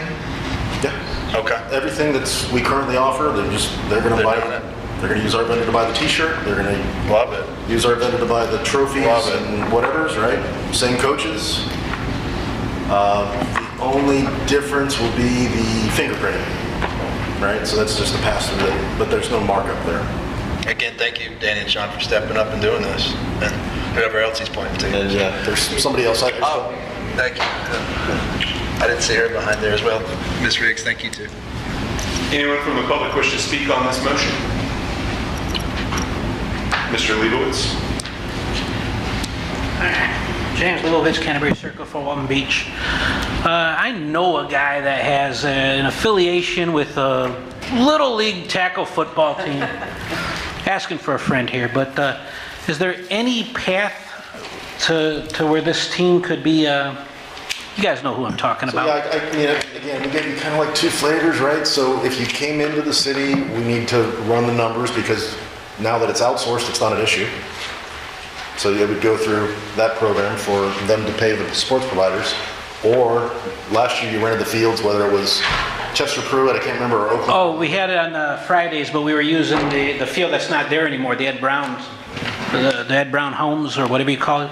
Yeah. Wendy, where weren't they using Oakland last year or something for a little? No. Yeah, this is our first year at Oakland. Okay. I think use Chester. So we use Chester on Fridays and the Ed Brown Fields the rest of the week. So I think when you came back to me, you said your business model was better for you to remain the way you were. So if we want to sit down and figure out a way to work with this other program, I mean, I'm down for anything, but you see how it's lined up. It's our current sports providers. So anything new was not introduced. I have a company that wants to teach sailboats or competitive rowing or something. I don't know anything about boats, but I probably should since I live in the water. Lacrosse, rugby, all kinds of people come to me that want to do stuff. I can't add it under our umbrella, but if it wants to go through this and maybe next year when we put it out the bid, it goes bigger. All right, that's probably a sidebar thing. Yeah. We'll get you on that. Thank you. Can I ask a question? Sure. Is there a field that you all are using that's near Herbert Field? Is it? Negative. We're at Oakland. We're by the... My nephew's son plays. I thought he played for you all, but he had mentioned that, because he had mentioned about a field to practice in, and they were using something near Herbert. That wouldn't be us. We're behind Home Depot. No, I don't think he was confusing behind Home Depot. I know, yeah. I'm going to see you at the Battle of the Bridge, right? Yes, sir. Okay. September 26th. Mayor Franks is a great guy 364 days a year, but circle your calendar, September 26th, he's meat. All right? Can you ask around and let me know that if there's a field somewhere near the Herbert Field? I can't think one of the teams are practicing that. I'll look into it. I can't think of what it is. You know, Reverend Willie on Lovejoy. Is that he was trying to convert the area behind his church to a park? Is that what you might be thinking of? First Baptist Church. That's a lot of field. He has a big field behind his church. Trey Goodwin was actually looking in it because it was going to be a county project, but he was trying to make that into a park. I'm wondering if that's what you're thinking of. I don't know. That's closer to Herbert, but I don't know. I was thinking about practicing for the kids for football. I don't know. Just rather maybe find out what teams I want to. I know that would help, right? I thought he played for the Bucks. Not the Bucks. I'll ask Randy because Randy knows a lot more. He might be looking for a trade, what it sounds like. He might be looking for like a waiver wire trade. Yeah, he might be practicing. I pretend to know, but Randy does know, so I'll ask him. Free agent.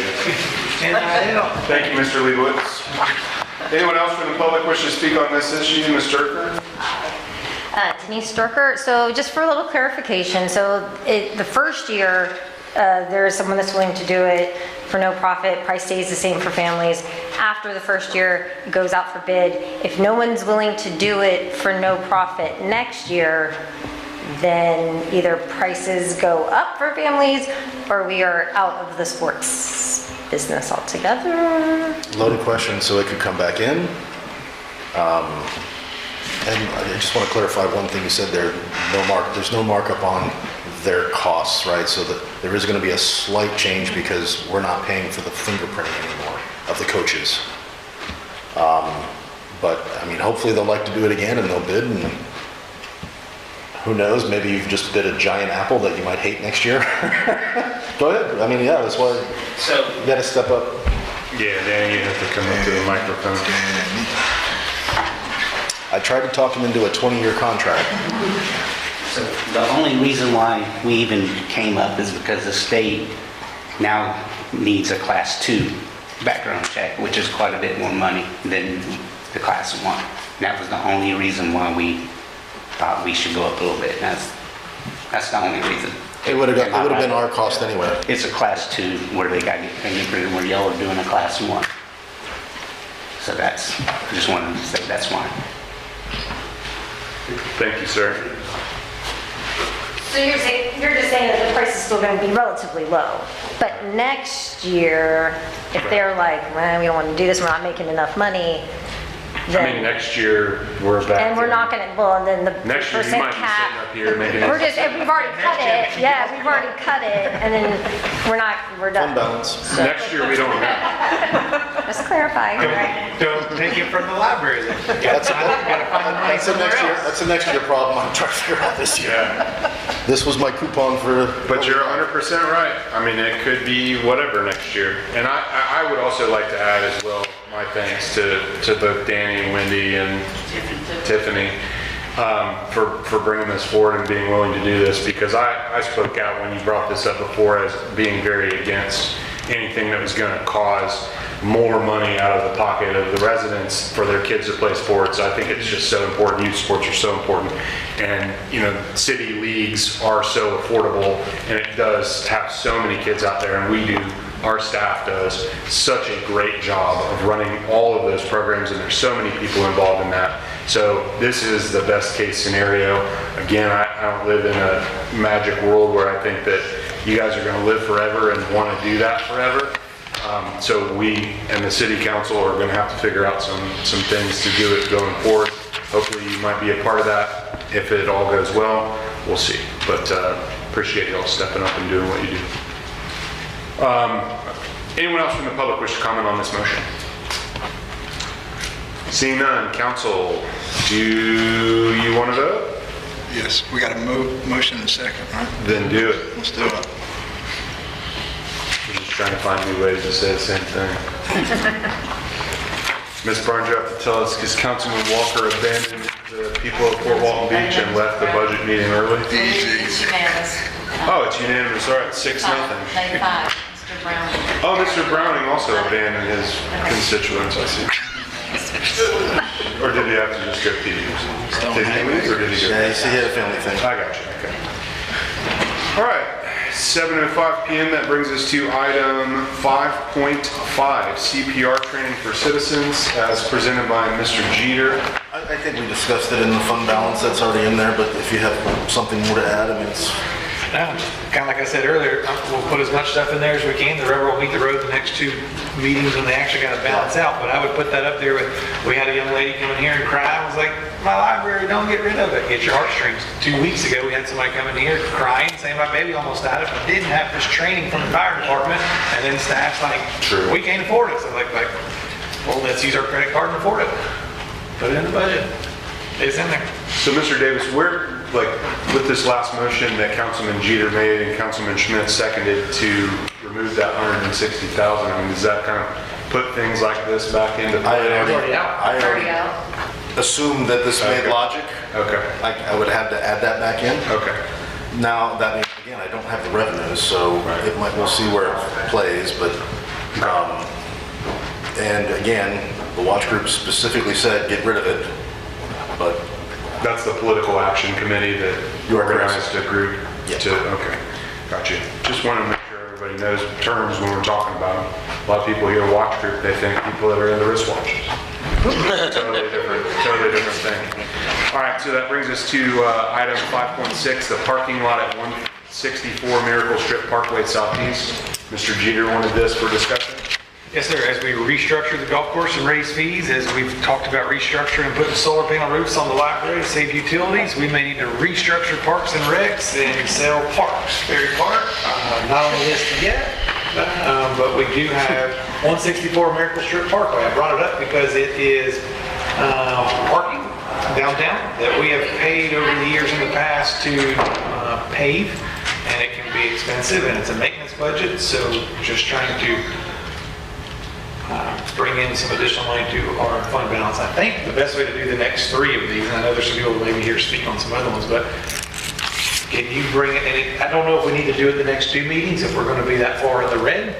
What would be your time frame to bring us back our options? Would you rather bring it back the next meeting, second meeting in September, first meeting in October? I don't want to make a vote tonight with not a full council to surplus a property just yet. So how do you see This it? for me is a revenue issue. It's not going to help me balance the budget or address the cap. I did want to have a whole workshop just to, the parking lot just makes sense, right? I don't need to maintain that. You did ask me to get the broker's opinion, and reached out to Mr. Bethea, and he said between $420 and $450 for that parking lot, but he also said there's really no comps to compare it to. So I'd have to get some appraisals. At the other side at Holmes Boulevard where the tennis courts are, that was just under $1 million, like 900 to 960 was his best guess. And Councilman Schmidt asked for elder services, and the quote I had from the county was 563-ish at the time. So you would not be able to surplus these properties and sell them by the end of the fiscal year? Oh, God, no. Yeah, so that's... We gotta go through the 2 readings, the whole... It's a whole thing. Yeah. I just brought them up and put them on here because they're identified as ways that we can maybe lower our maintenance budget. For sure. Increase our fund balance, and also put things on the tax roll that we increase our revenue every single year on. In doing that, much like the library, with not near as many people, I've had some people tell me about the tennis center over there, whether it can be developed or a library. I've had people in the community tell me a community garden, this and that. So don't want to rush to any decisions tonight. I think we do maybe need to have a surplus property workshop in October or November, or maybe if we have time by the end of the year. No rush, as nothing really is going to help this year's millage or budget. Nope, but it would go a long way towards paying back a cemetery, etc. Yeah, and I want them all to be grouped together so that people can understand, like, we get told, like, y'all got to think outside the box. You're up there, balance the budget. So it's like we're thinking outside the box in a million different ways. These are part of the ways. How does the community, I promise you, if we request an agenda item and put Ferry Park, as we said earlier, or the landing, there will be 500 people here to speak. So after budget season, can we put it on? I don't want to. Yeah, I think we discussed. Maybe even better after November, is that what you're saying? Yeah, after the election, that way. So in November, we'll see how the election goes. Maybe in November, I will bring up the possible sale or nomination of any surplus property. Will that give us time if we bring it up in November and we can do a workshop or bring it to council, whatever properties we all identify in December? Will we have time to go through the surplus property process and make a decision, and this board who put them on the chopping block get the vote before the last meeting in March? Yes. I don't want to put them on here and then be gone. Yes. Okay. So we'll wait till November. Just timeline-wise, just think of the land swap we just did. We had to surplus that, and then, I get it. So I don't want to be the one surplus them and then someone else vote on, why are we even doing this at a meeting? And we don't have to sell it if we put it on surplus, right? So that's also, the process is done. You would actually have time to probably surplus it with a couple months to go. I mean, I'm not trying to advocate the surplus, but there's a lot of time. So. Yeah. Real quick, I want to ask one question as well. I mean, it would be fair to say that while none of these properties could, account for a budget like of recurring costs, they would raise money that could potentially defer recurring costs, such as solar panels on our library. You are correct, sir. Councilman Schmidt. Yeah, I think we can loop in the 5.8 as well in this conversation, because very similar concept. Because we technically haven't closed on that property, is that correct? So we got the contract signed with the land swap with the county. From a workflow standpoint, it's still in the closing process. What's the next step to begin that long due process of surplusing any of these 3 properties? What would be next? You have to direct that they be surplus, and then we would advertise it at like an ordinance to do that. And then I believe I don't have it in front of me right now, but there is a mark, actually, you have to direct us to do it, then there has to be a 30-day period where Mark Bethea, as the city's contracted broker, will survey the market, test the market for the properties, and then he comes back and we can present over 2 ordinances the surplus. There's a whole thing with signage too involved there as well. I don't, no, there's no signage. No signage, even on the property. If there is, then I violated some law because I didn't. No, there wasn't in the, there was no, not in the ordinance, it wasn't. Are you thinking of the notice of development sign that goes? No, I was thinking of this process last time. I would have swore we had some sign that people were complaining that they were too small. So with Mr. Davis mentioned, and as well as Mr. Burns, the lengthy surplus due process, right? I mean, there's so many public meetings we would have if we were to take the next step in surplus in these 3 properties.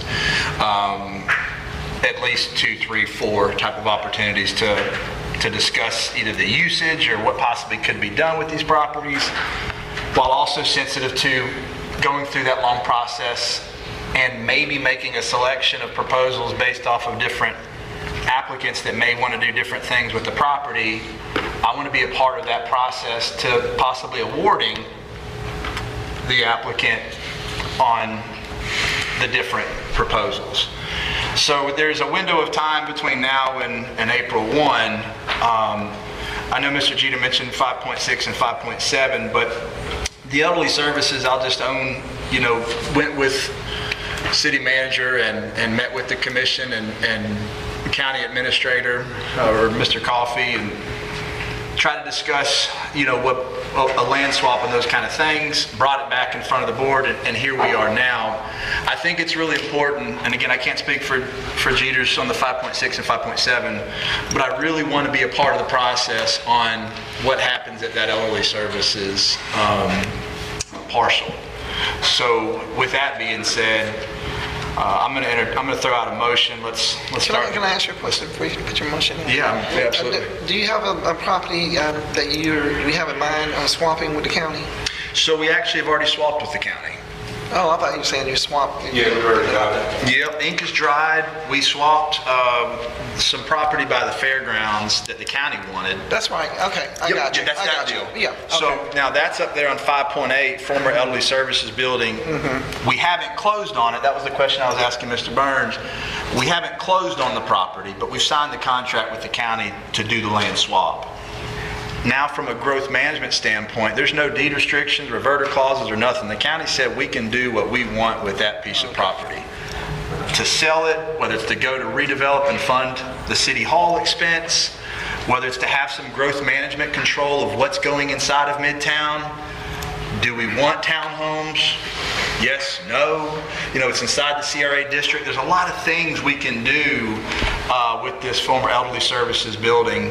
So I want to start that process, is what I'm getting to. So do you want to make a motion? I do, but there's some questions. I'll entertain questions that Debbie had, as well as it looks like Bryce has some too. Yeah, I was just going to ask, what's the closing date on it? Do we know yet? It's going through the process. I can tell you right now, I'm in contact with their attorney. They're waiting to get like the final title commitment. Initially, she was saying we might have been able to do it by the end of the month, but she End of this month? End of this month, but it's all, we've done everything on our end we have to do. We're just waiting on them to get final title. So would we be better just to put it, since it has nothing to do with the village or the budget and stuff on here, it's just, but would it be better to put it, to say, can we put it on the council meeting immediately after closing? Once we know it's ours, whether we close next week, then it's on the first meeting in September. If we close in September, it's on. You make a motion to do that. Well, I'm just asking, do we have to, or do we go every one on the agenda? So, Jason? you know what I'm saying? That way, sure. I personally don't care how it goes. We're still navigating the Yeah, we haven't expenses closed yet, and just- stuff, yeah. but yeah. And if we spend that money, it'll be CRA meeting, so before we get that, we'll have to approve it. So it'd be better just to maybe have it on the agenda so that we have a full council and then say, it's our property, here's what we choose to do with it that time. So you want, as soon as we close the next council meeting, to have a discussion of the elderly services property. I mean, Second. I don't know if you're, well, I wouldn't say. We can just put it on the agenda. We don't have to have it on the agenda.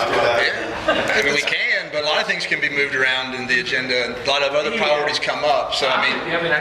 We can make an airtight motion. Is that going to require a super majority to put on the agenda, or can we just put on the agenda? He said he's gonna do it, so he'll do it. So have we addressed the asbestos problem that was there, or is that something that? No, I'm still working on that, but I should know the path next week, but definitely before next meeting. And these are great questions because, you know, kind of we'll dive more into it as we go through this surplus process. And like Mr. Jeter mentioned, you know, after we close on it, bring it up on the agenda. And I got confidence, it sounds like staff is going to put it on the agenda right after it closes. But like, I'd like to see some proposals possibly from an applicant where we may not have to put the cost into demoing it. We don't know until we find out what's inside the proposals. But that kind of stuff where if we get a quote or if we get cost back where the cost to abate or the cost to clean it up is a lot more than what we budgeted or expected, let's see what possibly a new buyer could do to avoid us from having to pay the cost to demo it is a great question though. We'll need to do that. Okay. The city can do it, pay it for cheaper, and they can do all that asbestos stuff. I don't think that would actually probably depress the price quite a bit, marketing it, going in there with them knowing that there's the asbestos there. So I think they'll want a nice level block. Yeah, I would imagine they would want it for sure. Well, South Florida days, I could not sell a government-owned property that had, maybe that was a local ordinance or whatever, I had to do the abatement before I could sell it. So I don't know if that's a state thing or? I think that's not a state thing, but it's a liability thing. Yeah, and we may need to do that. So these are the kind of good questions that hopefully we can chew on these. But I want to go through this long surplus due process so that ultimately we can hear feedback from the community, we can hear feedback from applicants that may want to do something with the land and ultimately make a decision before April. And my thing too is maybe I wonder if we could maybe staff may be able to do a little research on that building because with the asbestos and we don't know what's really there, but you know, once you start moving things around there. Where I'm going with that is I'm wondering if it could be possibly designated a Brownsfield area where you can have monies available to help clean it up because the city would not be at fault because the county owns it. So you could probably get some Brownsfield revenue. I'll look into it. I'm just, you know, my mind is kind of racing with that a little bit. I'll look into it, but some of the feedback that I've got is when you do that, it might impact the property values of the surrounding areas. So they can, their property values could lower, but I'll look at it. And then again, we can increase it too. And they can also help with your businesses too, because you get... But ultimately, we got to do something to build. Investment thing. Yeah, I agree. Ultimately, we got to do something to the building that's now ours, and it's got asbestos. So, Yeah, and there's some in the community as well that have expressed interest in, you know, looking at building a city hall on that property, as it's very centrally located right in the middle of our city. And you know, if the city were to own this lot here that City Hall currently sits on now, that lot would obviously be a lot more valuable to somebody in the open marketplace. So, you know, the cost of building an actual City Hall building on a lesser expensive lot could be offset by the property value of this property that sits right here. So, you know, some people in the community have suggested that. It's not a bad idea. And it's certainly something that could be discussed. Looking forward to more discussions on that. Absolutely. Any additional discussions from the council on items 5.6, 5.7, or 5.8? Seeing none? Adjournment.